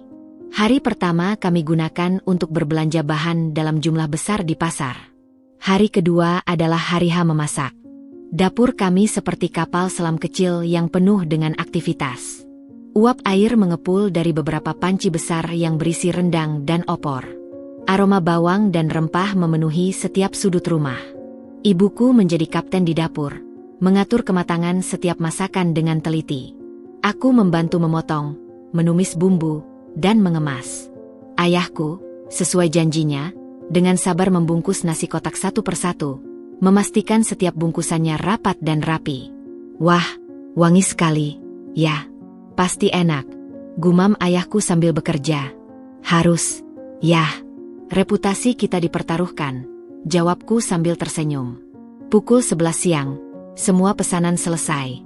100 nasi kotak tertata rapi di dalam boks besar, siap untuk diantar. Tubuh kami pegal semua, baju basah oleh keringat, tapi hati kami dipenuhi dengan perasaan bangga yang tak terkira. Saat mobil jasa antar yang kusewa datang dan semua boks berhasil dimuat, aku dan ibuku saling berpandangan. Tanpa berkata-kata, kami berpelukan. Pelukan yang penuh arti, penuh dengan rasa syukur dan kebanggaan. Kita berhasil, Bu, bisikku, suara bergetar. Iya, Nak, ibu tidak percaya. Beberapa jam kemudian, teleponku berdering. Itu Bu Dian. Dinda, makanannya habis diserbu. Bapak-bapak dan ibu-ibunya pada bilang enak banget. Banyak yang tanya kontak cateringnya. Suamiku juga bilang, lain kali acara perusahaan pasti pesan lagi ke kamu. Rasa lega dan bahagia yang begitu besar menyelimutiku. Alhamdulillah. Terima kasih, Bu Dian. Senang sekali kalau bapak ibu suka. Kabar baik itu menyebar dengan cepat. Dalam waktu singkat, Dinda's Kitchen mulai mendapat pesanan rutin untuk meeting kantor, ulang tahun, dan acara keluarga. Aku bahkan mulai menerima pesanan kue untuk pernikahan sederhana. Setiap pesanan adalah sebuah cerita, sebuah kepercayaan yang diberikan kepada kami. Usaha kecil kami ini bukan lagi sekadar pelarian dari kesedihan. Ia telah menjadi sebuah entitas yang memberi kami tidak hanya tambahan finansial, tetapi juga kepercayaan diri dan kebahagiaan yang utuh. Aku menyadari bahwa berkah itu tidak selalu datang dari kemewahan dan kekayaan. Terkadang, berkah itu justru datang dari dapur kecil yang penuh dengan cinta dan kerja keras, dari sebuah keputusan berani untuk membatalkan pernikahan dan memilih untuk menghargai diri sendiri. Dinda's Kitchen adalah bukti nyata bahwa aku dan keluargaku bisa bangkit dan menciptakan kebahagiaan kami sendiri. Hidupku mulai menemukan ritmenya yang baru. Pagi hingga sore aku bekerja sebagai admin, dan sore hingga malam aku mengurus Dinda's Kitchen. Rasa sakit karena Mas Robi perlahan-lahan memudar, digantikan oleh kepuasan melihat usaha kami berkembang. Namun, terkadang, kenangan akan peristiwa memalukan di pelaminan itu masih menyelinap di malam hari, membawa serta rasa malu dan kemarahan yang segar. Suatu hari, saat aku sedang meeting dengan klien untuk pesanan catering ulang tahun anaknya, teleponku bergetar. Dari layar terpampang nama Sari, rekan kerjaku dulu yang masih sesekali memberi kabar. "Maaf, Bu, izin saya angkat telepon dulu," pamitku pada klien. "Tidak masalah, Dinda." Ku pun menyambung telepon Sari. "Sar, ada apa? Aku lagi sama klien nih." "Din, maaf ganggu. Tapi ini penting. Baru aja gue dengar kabar dari teman yang kerja di perusahaan grupnya keluarga Mas Robi." Mendengar nama itu, dadaku sesaat terasa sesak. "Kabar apa?" Katanya, "Heboh banget. Acara pernikahan kalian yang gagal itu jadi bahan pembicaraan luas di kalangan sosial mereka. Banyak yang ngomongin sikap Ibu Riana yang dianggap keterlaluan." Aku mendesah. Aku sudah bisa membayangkan. "Bukan cuma sekedar gosip, Din," katanya, "beberapa relasi bisnis penting keluarga mereka, terutama yang dari generasi tua, menarik diri dari beberapa proyek. Mereka bilang, kalau keluarga yang tidak bisa menghormati calon menantu sendiri hanya karena masalah materi, tidak bisa dipercaya untuk urusan bisnis yang lebih besar." Aku terdiam, mencerna informasi itu. Aku tidak pernah menginginkan balas dendam, tapi mendengar bahwa tindakan Ibu Riana memiliki konsekuensi nyata membuat perasaan rumit berkecamuk dalam diriku. "Yang benar?" tanyaku akhirnya. "Iya," katanya, "Pak Handoko, ayahnya Robi, sampai harus turun tangan langsung negosiasi. Tapi tetap aja, beberapa mitra memilih mundur. Reputasi mereka ternoda, Din. Banyak yang bilang Ibu Riana jadi bahan gunjingan di circle-nya sendiri. Dia yang biasanya sok paling elit, sekarang dikucilkan secara halus." Aku tidak tahu harus berkata apa, Sar. "Ya sudahlah. Itu bukan urusanmu lagi. Yang penting kamu sekarang sudah move on dan sukses dengan cateringmu. Gue dengar dari temen juga, Dinda S Kitchen, lagi naik daun, ya?" "Yes. Yuk, lain kali gue pesan untuk acara kantor gue." Setelah menutup telepon dengan Sari, aku kembali ke klienku dengan pikiran yang kacau. Berita itu seperti gelombang kejutan. Aku tidak pernah membayangkan bahwa tindakanku membatalkan pernikahan akan memiliki efek domino seperti ini. Di satu sisi, ada sedikit rasa puas bahwa keangkuhan Ibu Riana akhirnya mendapat ganjarannya. Tapi di sisi lain, aku merasa sedih untuk Mas Robi dan Pak Handoko, yang harus menanggung konsekuensi dari kesombongan seorang wanita. Malamnya, saat kami sedang beristirahat usai memenuhi pesanan, aku memberanikan diri untuk menceritakan kabar itu pada orang tuaku. "Tadi siang, aku dengar kabar dari Sari," mulaku, sambil memegang cangkir teh hangat. "Kabar apa, Nak?" tanya ayahku, meletakkan korannya. "Tentang keluarga Mas Robi." Wajah orang tuaku langsung berubah serius. "Mereka kenapa?" tanya ibuku hati-hati. Katanya, "Bisnis mereka terganggu. Banyak mitra yang mundur karena insiden di pernikahan kita. Mereka tidak percaya dengan integritas keluarga yang bisa menghina calon menantu sendiri seperti itu." Suasana hening sejenak. Ayahku menghela napas dalam. "Hukum karma, Bu," ujarnya pada ibuku. "Apa yang kau tabur, itulah yang kau tuai." "Iya," bisik ibuku. "Tapi, kasihan juga Robi dan ayahnya. Mereka kan baik." "Aku juga berpikir begitu, Bu," kataku. "Aku tidak menginginkan hal buruk terjadi pada mereka. Aku hanya ingin keadilan untuk harga diri kita. Dan ternyata, dunia ini memang adil. Jangan sampai berita itu membuatmu lupa pada tujuanmu sekarang, Dinda," nasihat ayahku dengan bijak. "Kita sudah memilih jalan kita. Biarkan mereka dengan jalan mereka. Yang penting, kita bisa tidur nyenyak dengan hati yang bersih." Aku mengangguk. Ayah benar. Apa yang terjadi pada keluarga Robi adalah konsekuensi dari pilihan mereka sendiri. Sama seperti pilihanku untuk membatalkan pernikahan adalah konsekuensi dari tindakan mereka. Aku tidak perlu merasa bersalah. Aku juga tidak perlu bersukacita. Yang perlu kulakukan adalah fokus membangun hidupku dan Dinda S Kitchen, dengan jujur dan penuh integritas. Namun, dalam diam, aku tidak bisa menyangkal bahwa ada sedikit rasa lega. Lega karena ternyata, di dunia yang kadang tidak adil ini, ada saatnya kesombongan dan keangkuhan akan terjatuh dengan sendirinya. Dan karma, ternyata, memang bekerja dengan caranya yang sempurna. Beberapa bulan berlalu sejak kabar tentang reputasi keluarga Robi yang ternoda sampai ke telingaku. Dinda's Kitchen terus berkembang pesat, hingga akhirnya aku memutuskan untuk berhenti dari pekerjaanku sebagai admin dan fokus sepenuhnya pada usaha catering.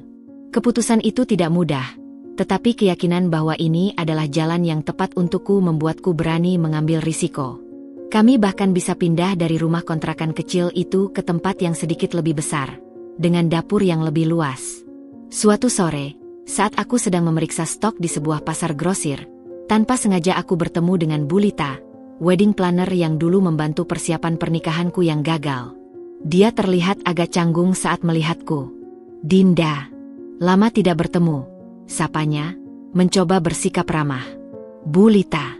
"Iya, kebetulan sekali," jawabku singkat, tidak ingin terlibat percakapan panjang. "Dengar-dengar kamu sekarang sukses dengan cateringmu, ya? Dinda's Kitchen, bukan? Banyak yang bilang enak." "Alhamdulillah, cukup dikenal," jawabku sopan. Dia melirik ke kanan dan kiri, seolah memastikan tidak ada yang mendengarkan, lalu menurunkan suaranya. "Dinda, aku tahu ini bukan urusanku, tapi mungkin kamu ingin tahu. Keluarga Robi, keadaan mereka tidak baik-baik saja." Aku menghela napas. Aku tidak ingin ikut campur, Bulita. Aku tahu. Tapi, sebagai orang yang mengenal mereka, aku rasa ini pelajaran untuk semua orang. Dia melanjutkan, setelah insiden itu, bisnis properti mereka benar-benar terpukul. Banyak proyek yang ditunda atau dibatalkan. Mereka kehilangan kepercayaan dari investor. Ekonomi yang tidak pasti semakin memperburuk keadaan. Dia terdiam sebentar, seolah memilih kata-katanya. Rumah mewah mereka di Menteng, rumor mengatakan akan disita bank. Mereka pindah ke apartemen yang lebih kecil di kawasan Senopati. Jantungku berdetak kencang. Ini jauh lebih buruk dari yang kubayangkan. "Dan Mas Robi?" tanyaku tanpa bisa menahan diri. Dia tidak baik.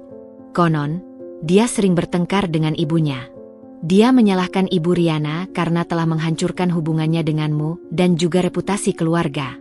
Pekerjaannya di perusahaan keluarga juga tidak stabil. Katanya, dia menjadi sering menyendiri dan minum-minum. Rasa sedih yang dalam menyelimutiku. Mendengar Mas Robi yang dulu begitu bersemangat kini jatuh ke dalam jurang keputusasaan adalah hal yang menyakitkan. Dia memang telah mengecewakanku, tapi aku tidak menginginkan hal buruk menimpanya. "Dan Ibu Riana?" tanyaku pelan. Dia seperti kehilangan semangat. Lingkaran pertemanan elitnya banyak yang menjauh. Dia jarang lagi muncul di acara-acara sosial.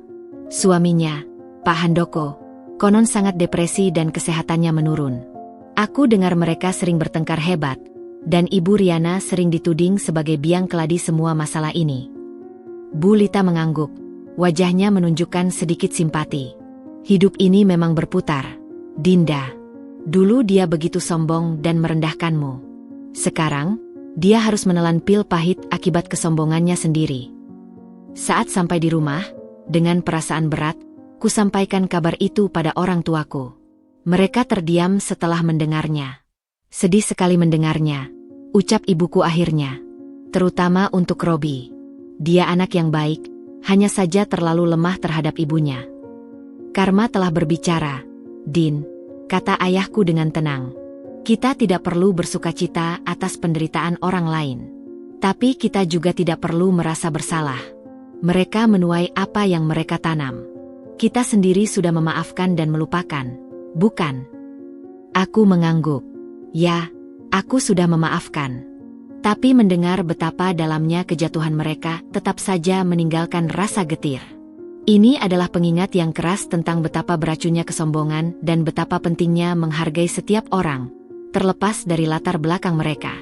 Keesokan harinya, saat aku sedang menyiapkan pesanan, seorang pelanggan tetap, seorang ibu parubaya yang baik, bercerita tentang sebuah keluarga kaya yang bangkrut karena kesombongan mereka. Aku hanya tersenyum kecil dan mengangguk, tidak memberitahu bahwa akulah orang yang terlibat dalam cerita itu. Karma bagi Ibu Riana dan keluarganya bukanlah sesuatu yang kuinginkan, tapi itu adalah konsekuensi alami dari tindakan mereka. Sedih, ya. Tapi itu juga menguatkanku bahwa pilihanku untuk membela harga diri dan keluargaku adalah benar. Dunia mungkin tidak selalu adil, tetapi terkadang, ia menemukan caranya sendiri untuk menyeimbangkan segala sesuatu. Dan untukku, saat ini, yang terpenting adalah terus membangun Dinda's Kitchen dan hidupku dengan rendah hati dan penuh syukur. Dinda's Kitchen terus melesat. Dari sekadar catering pesan antar, kami mulai dipercaya untuk menangani acara-acara yang lebih besar. Sebuah klub bisnis wanita ternama di Jakarta menghubungiku untuk menjadi salah satu catering utama dalam acara charity luncheon mereka. Ini adalah terobosan besar. Acara seperti ini akan dihadiri oleh banyak wanita berpengaruh, dan ini adalah kesempatan emas untuk mempromosikan usahaku. Hari H acara tiba. Dengan dibantu 2 karyawan baruku, aku sibuk menyiapkan stand kami di ballroom hotel yang megah. Aku memakai setelan blazer sederhana namun profesional, merasa percaya diri dengan perjalanan yang telah kulalui. Stand kami penuh dengan sampel masakan andalan, rendang cup, lumpia mini, dan dessert tradisional dengan sentuhan modern. Stand itu ramai dikunjungi. Banyak peserta yang memuji keunikan dan kelezatan masakan kami. Tengah asik melayani pertanyaan seorang peserta, dari sudut mataku, aku melihat seorang wanita yang sangat kukenal. Ibu Riana. Dia berdiri sendirian di dekat pintu, mengenakan gaun yang masih elegan tapi terlihat agak usang. Wajahnya yang dulu selalu terawat sempurna, kini terlihat lebih tua dan lesu. Dia seperti kehilangan cahaya yang dulu selalu dipancarkannya. Tatapannya kosong, seolah tersesat di antara keramaian. Jantungku berdebar kencang. Ini adalah pertama kalinya aku melihatnya sejak hari yang mengerikan di pelaminan. Aku berusaha fokus pada pelanggan, tapi perhatianku terus teralihkan. Aku melihat dia perlahan berjalan menyusuri stand-stand lain, kadang menerima brosur, tapi terlihat tidak antusias. Tiba-tiba, langkahnya terhenti. Matanya tertuju pada stand Dinda's Kitchen. Wajahnya pucat saat membaca spanduk namaku. Dia seperti melihat hantu. Aku, yang dulu dihinanya karena miskin dan tidak punya kelas, kini berdiri dengan percaya diri di stand sendiri, dikelilingi oleh orang-orang yang memuji usahaku. Dia berusaha menghindar, berbalik arah, tapi nasib berkata lain. Seorang panitia acara yang mengenalinya menyapanya dan tanpa sengaja menuntunnya ke arah stand kami. Bu Riana. Lama tidak bertemu. Ini, coba lihat stand Dinda's Kitchen. Masakan tradisionalnya sangat autentik, kata panitia itu bersemangat sebelum pergi meninggalkannya. Ibu Riana dan aku sekarang berdiri berhadapan, hanya dipisahkan oleh meja stand. Suasana menjadi sangat canggung. Dia tidak bisa melarikan diri lagi. Dinda, ucapnya akhirnya, suaranya hampir seperti bisikan. Ibu Riana, balasku, berusaha tetap tenang dan profesional. Ada yang bisa saya bantu? Mau mencoba sampel rendang kami? Dia menggeleng, matanya tidak berani menatapku langsung. Tidak, terima kasih. Dia memandang sekeliling stand, lalu kembali padaku. Jadi, ini usahamu? Iya, Bu. Dinda's Kitchen. Kami mulai dari nol, setelah semuanya. Aku sengaja tidak menyebut detailnya. Dia mengangguk pelan, wajahnya berkerut. Aku dengar, bisnismu cukup sukses. Alhamdulillah. Kami bersyukur bisa diterima dengan baik. Dia terdiam lagi, seolah berjuang dengan dirinya sendiri. Suasana di sekitar kami yang ramai tiba-tiba terasa sangat sunyi. Aku bisa melihat konflik batin di matanya. Kesombongan lamanya berperang dengan kenyataan pahit yang dihadapinya sekarang. Dia mulai, suaranya serak. Aku seharusnya pergi. Dia berbalik dan berjalan cepat pergi, meninggalkan aku sendirian di stand dengan perasaan campur aduk. Tidak ada kepuasan atau kebencian. Yang kurasakan justru adalah sebuah penutup. Melihatnya yang kini terpuruk, menyadarkanku bahwa aku telah sepenuhnya move on. Aku tidak lagi menjadi Dinda yang dulu, yang merasa tidak cukup baik. Aku sekarang adalah Dinda, pemilik Dinda's Kitchen, yang bangga dengan perjalanan hidupnya. Pertemuan tak terduga itu adalah pengingat terakhir dari babak lama dalam hidupku.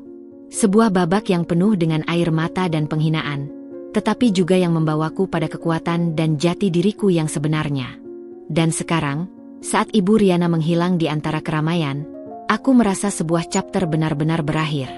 Aku menarik napas dalam-dalam, tersenyum pada pelanggan berikutnya yang mendekati stan, siap untuk melanjutkan perjalananku yang baru. Acara Charity Luncheon berakhir sukses bagi Dinda's Kitchen. Kami menerima banyak pesanan follow-up dan kontak baru. Namun, pertemuan singkat dengan Ibu Riana masih terngiang di pikiranku. Ekspresi hancur dan rasa malu di wajahnya adalah gambaran yang kontras dengan wanita angkuh yang kukenal dulu. Keesokan harinya, aku sedang mengepak pesanan untuk dikirim ketika bel toko berdering. Aku mengangkat kepala, dan untuk kedua kalinya dalam 2 hari, aku terkejut. Ibu Riana berdiri di ambang pintu toko kecil kami yang baru saja kurencanakan. Dia terlihat lebih ringkih dari kemarin, seolah-olah semalaman tidak tidur. "Bisa aku masuk?" tanyanya, suaranya lirih. Aku mengangguk, terlalu shock untuk berkata-kata. Tokoku masih kecil dan sederhana, tapi bersih dan tertata rapi.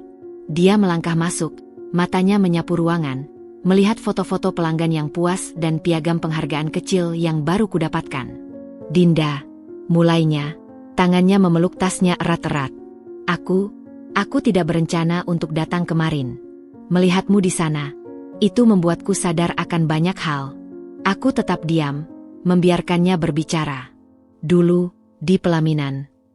Suaranya terputus, dan untuk pertama kalinya, aku melihat air mata di matanya. Aku bersikap buruk, sangat buruk. Aku merendahkanmu dan keluargamu. Aku memandang rendah segala sesuatu yang kamu wakili. Dia menarik napas dalam-dalam, berusaha mengumpulkan keberanian. Aku melakukannya atas nama, gengsi, dan status. Aku pikir dengan kekayaan dan latar belakangku, aku lebih baik darimu. Air matanya akhirnya menetes. Tapi lihatlah sekarang. Kamu, dengan usahamu sendiri, berdiri dengan bangga. Sementara aku, keluarganya, hancur. Aku tidak menginginkan kehancuran untuk siapapun. "Ibu," kataku dengan lembut. "Aku tahu. Itu yang membuatnya lebih menyakitkan." Dia mengusap air matanya. "Kamu adalah wanita yang kuat dan berbudi luhur, Dinda. Dan aku butuh waktu yang lama dan kehilangan hampir segalanya untuk menyadarinya. Aku dihukum oleh kesombonganku sendiri. Lingkunganku menjauhiku. Bisnis keluarga runtuh. Suamiku, Pak Handoko, kesehatannya menurun drastis karena stres. Dan Robi." Suaranya tercekik. "Robi tidak pernah memaafkanku. Dia menyalahkanku karena telah kehilanganmu." Mendengar nama Mas Robi masih menyisakan sedih. "Bagaimana keadaannya?" "Dia pergi, Dinda. Dia meninggalkan Jakarta. Katanya dia tidak tahan lagi dengan semua ini. Dia bekerja di kota lain, dan jarang menghubungi." Dia menatapku, matanya penuh penyesalan yang tulus. "Aku telah kehilangan segalanya. Reputasi, kekayaan, dan yang paling berharga, keluargaku sendiri. Dan semua ini karena aku tidak bisa menerima seorang wanita baik seperti kamu untuk anakku." Dia berdiri di depanku, seorang wanita yang dulunya sangat perkasa, kini hancur dan penuh penyesalan. Aku datang ke sini untuk mengatakannya langsung. "Aku minta maaf, Dinda. Maafkan aku untuk semua penghinaan. Untuk semua rasa sakit yang kubicarkan padamu dan orang tuamu. Aku tidak berharap kamu bisa melupakan, tapi tolong terima permintaan maafku." Aku melihatnya, wanita yang pernah menghancurkan mimpiku tentang pernikahan yang bahagia. Kemarahan dan sakit hati yang kusimpan selama ini perlahan-lahan mencair, digantikan oleh rasa iba. Dia telah dihukum oleh keangkuhannya sendiri, dan hukumannya jauh lebih berat dari yang bisa kubayangkan. "Ibu Riana," kataku, suaraku tenang. "Aku menerima permintaan maafmu." Wajahnya terlihat lega, tapi masih penuh duka. "Tapi," lanjutku, "maaf tidak serta-merta menghapus segalanya. Luka itu sudah membekas. Aku sudah memaafkan demi kedamaian diriku sendiri. Tapi hubungan kita, aku pikir sudah terlambat untuk membangunnya kembali. Aku menghargai kedatangan ibu dan kejujuran ibu hari ini. Itu berarti banyak. Dia mengangguk. Mengerti. Aku tahu. Aku tidak berharap lebih. Terima kasih sudah mendengarkan. Terima kasih sudah menunjukkan padaku bahwa nilai seseorang tidak diukur dari hartanya. Dia mengambil napas. Sukses untuk usahamu, Dinda. Kamu pantas mendapatkannya. Dia lalu berbalik dan berjalan keluar toko, meninggalkan aku dengan perasaan yang sangat kompleks. Sebuah permintaan maaf yang terlambat memang tidak bisa mengembalikan waktu atau menyembuhkan luka sepenuhnya. Tapi itu menutup sebuah lingkaran. Itu adalah pengakuan bahwa aku, Dinda, dengan segala kesederhanaanku, ternyata berada di posisi yang benar. Dan bagi Ibu Riana, itu mungkin adalah awal dari perjalanan panjangnya untuk berdamai dengan dirinya sendiri dan karma yang telah dia undang. Aku menarik napas lega. Bab itu, akhirnya, benar-benar tertutup. 2 tahun telah berlalu sejak pembatalan pernikahanku yang menggemparkan. Dinda's Kitchen kini telah bertransformasi dari usaha rumahan menjadi bisnis catering yang cukup diperhitungkan di Jakarta. Kami memiliki kantor kecil dan dapur profesional sendiri, dengan 10 karyawan tetap. Aku tidak lagi bekerja sendirian. Aku menjadi manajer dan pengawas kualitas, sementara ibuku dengan bangga menjabat sebagai head chef. Dalam perjalanan mengembangkan bisnis, aku bertemu dengan Bima, seorang konsultan bisnis yang merekomendasikan kliennya untuk menggunakan jasa catering kami untuk acara perusahaan. Pertemuan pertama kami murni profesional. Dia adalah pria dengan penampilan rapi, tidak terlalu tinggi, dengan senyum hangat dan cara bicara yang jernih. Jadi, Anda yang mendirikan Dinda's Kitchen dari nol? Tanyanya saat kami berdiskusi di kantorku yang sederhana. Iya, dari dapur ibu saya yang kecil, jawabku sambil tersenyum. Sangat menginspirasi. Banyak yang berbicara tentang memulai bisnis, tapi sedikit yang benar-benar berani melakukannya. Pertemuan profesional itu berlanjut menjadi obrolan yang lebih personal. Bima ternyata juga berasal dari keluarga sederhana. Orang tuanya adalah guru. Dia membangun karirnya sendiri dari nol, tanpa koneksi atau warisan. Kami memiliki banyak kesamaan dalam cara pandang tentang kehidupan dan kerja keras. Seiring waktu, kami mulai sering bertemu. Awalnya untuk membahas perkembangan bisnis, lalu berubah menjadi makan malam atau menonton film bersama. Bima berbeda dari Mas Robi. Dia tidak pernah ragu untuk menyuarakan pendapatnya, dan dia menghargaiku sebagai partner yang setara. Dia juga, yang paling kuhargai, sangat menghormati orang tuaku. Suatu sore, dia datang ke rumah orang tuaku untuk makan malam. Berbeda dengan ketegangan saat Mas Robi pertama kali datang, malam itu penuh dengan tawa dan cerita. Jadi, Anda seorang konsultan, Bima? Tanya ayahku sambil menyajikan teh. Iya, Pak. Tapi dulu saya juga pernah kerja serabutan. Jadi office boy sampai jadi sales, untuk biaya kuliah. Wah, hebat, puji ibuku. Sama seperti Dinda, mandiri. Bima tersenyum padaku. Dinda lebih hebat, Bu. Membangun bisnis dari nol butuh nyali yang besar. Setelah makan malam, saat kami berdua berjalan di teras rumah, Bima memegang tanganku. Dinda, aku tahu tentang masa lalumu. Tentang pernikahan yang dibatalkan. Aku mengangguk, hati berdebar. Dan menurutku, itu adalah hal paling berani yang pernah dilakukan seorang wanita. Kamu memilih harga dirimu dan keluargamu. Itu membuatku semakin mengagumimu. Dia tidak pernah memandangku sebagai korban atau merasa kasihan. Dia melihatku sebagai seorang pemenang yang telah melalui badai dan keluar lebih kuat. Hubungan kami tumbuh dengan natural, tanpa paksaan atau drama. Cinta yang kubangun dengan Bima terasa lebih dewasa, lebih tenang, dan lebih mendalam. Dia adalah partner sejatiku, yang mendukungku tanpa mencoba mengubahku, dan yang melindungiku tanpa membuatku merasa lemah. Suatu hari, saat kami sedang merencanakan ekspansi Dinda's Kitchen ke jasa event organizer kecil-kecilan, Bima tiba-tiba berkata, "Kamu tahu, Din, Bekerja sama denganmu adalah hal terbaik yang pernah terjadi padaku. Bukan hanya bisnisnya, tapi kamu. Dia berlutut, dan dari sakunya, dia mengeluarkan sebuah kotak ring sederhana. Aku mencintaimu, Dinda. Aku mencintaimu karena kekuatanmu, ketulusanmu, dan caramu mencintai keluargamu. Maukah kamu menghabiskan sisa hidupmu bersamaku? Air mata kebahagiaan menggenang di mataku. Ini berbeda dengan lamaran Mas Robi yang penuh dengan bayangan ketakutan.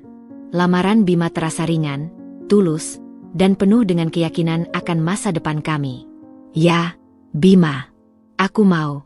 Jawabku, suara bergetar bahagia. Dia memasangkan cincin itu di jariku, lalu memelukku erat.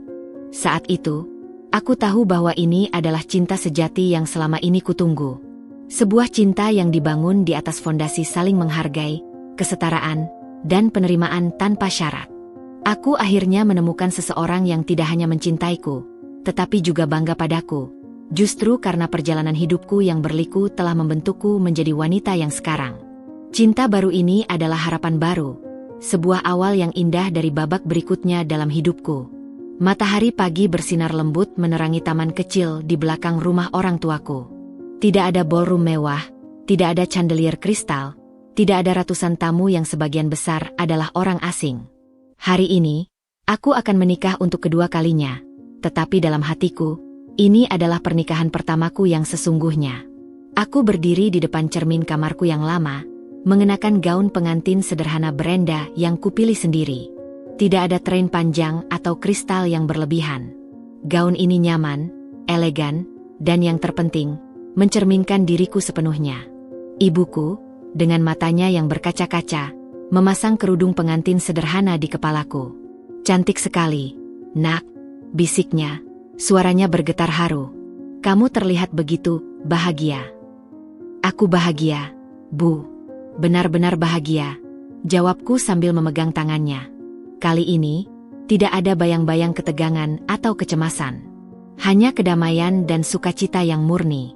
Ayahku masuk, mengenakan jas baru yang kubelikan untuknya. Matanya juga basah. Siap, Dinda. Aku sudah siap sejak lama menunggu hari ini. Yah. Dia mengulurkan lengannya. Ayo, anakku. Ayah akan mengantarmu untuk terakhir kalinya. Aku menggandeng lengan ayahku, dan kami berjalan menuju taman. Sekitar 50 tamu undangan telah duduk di kursi-kursi yang dihiasi bunga melati. Wajah-wajah yang kulihat adalah orang-orang yang tulus mencintaiku. Keluarga, sahabat dekat, dan beberapa karyawan setiaku. Sari, rekan kerjaku dulu, melambaiku dengan semangat, matanya juga merah. Lalu, di ujung aisle sederhana yang ditaburi kelopak mawar, berdiri Bima. Dia mengenakan setelan jas sederhana yang pas di tubuhnya, dan senyumnya begitu hangat dan penuh cinta saat matanya menatapku. Di sampingnya, orang tuanya, sepasang guru yang ramah, duduk dengan wajah penuh kebanggaan. Saat kami berjalan mendekat, iringan musik dari seorang teman yang memainkan gitar mengalun lembut.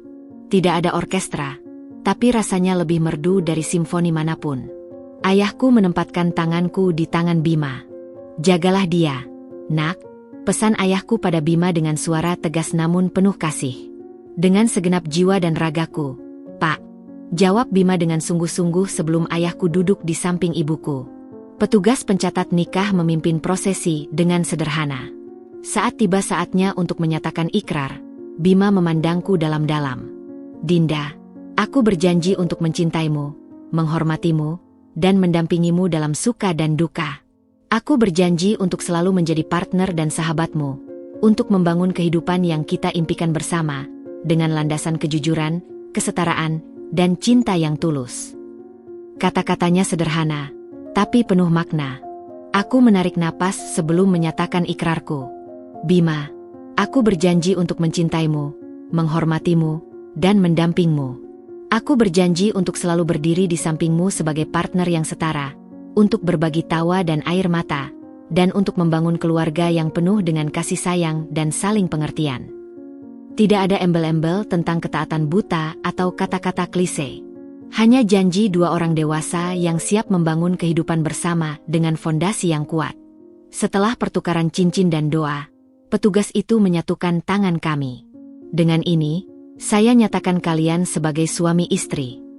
Bima tersenyum lebar, dan kali ini, dia tidak ragu.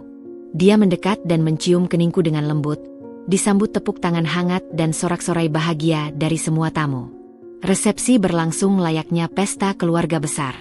Tamu-tamu menikmati hidangan andalan, Dinda Es Kitchen, rendang, opor, sate, dan berbagai kue tradisional, yang disiapkan dengan penuh cinta oleh ibuku dan tim kecilku.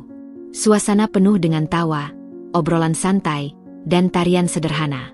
Tidak ada yang berpura-pura. Tidak ada penilaian atau sikap sok gengsi. Di tengah pesta, Bima meraih tanganku. "Terima kasih," bisiknya. "Untuk apa?" tanyaku. "Karena mempercayaiku. Karena memberiku kesempatan untuk membuktikan bahwa cinta itu bisa sederhana, tulus, dan membahagiakan." Aku memandang sekeliling. Melihat orang tuaku yang sedang asyik menari dengan cerianya, melihat teman-temanku yang tertawa lepas, dan merasakan genggaman hangat suamiku. Saat itulah aku sadar, inilah kebahagiaan yang sesungguhnya. Bukan tentang kemewahan atau pengakuan sosial, tapi tentang cinta, penerimaan, dan kebersamaan yang tulus. Pernikahan ini mungkin sederhana bagi sebagian orang, tapi bagiku, ini adalah pesta paling mewah yang pernah kumiliki. Karena di sini, di antara orang-orang yang tulus mencintaiku, aku akhirnya menemukan tempat di mana aku sepenuhnya menjadi diriku sendiri. Dinda, yang kuat, yang dicintai, dan yang akhirnya menemukan rumah di pelukan pria yang melihatnya sebagai seorang partner, bukan sebagai sebuah anugerah atau sebuah proyek yang harus dibentuk ulang. Ini adalah akhir dari perjalanan panjangku, dan awal dari sebuah kehidupan baru yang penuh dengan harapan dan cinta sejati.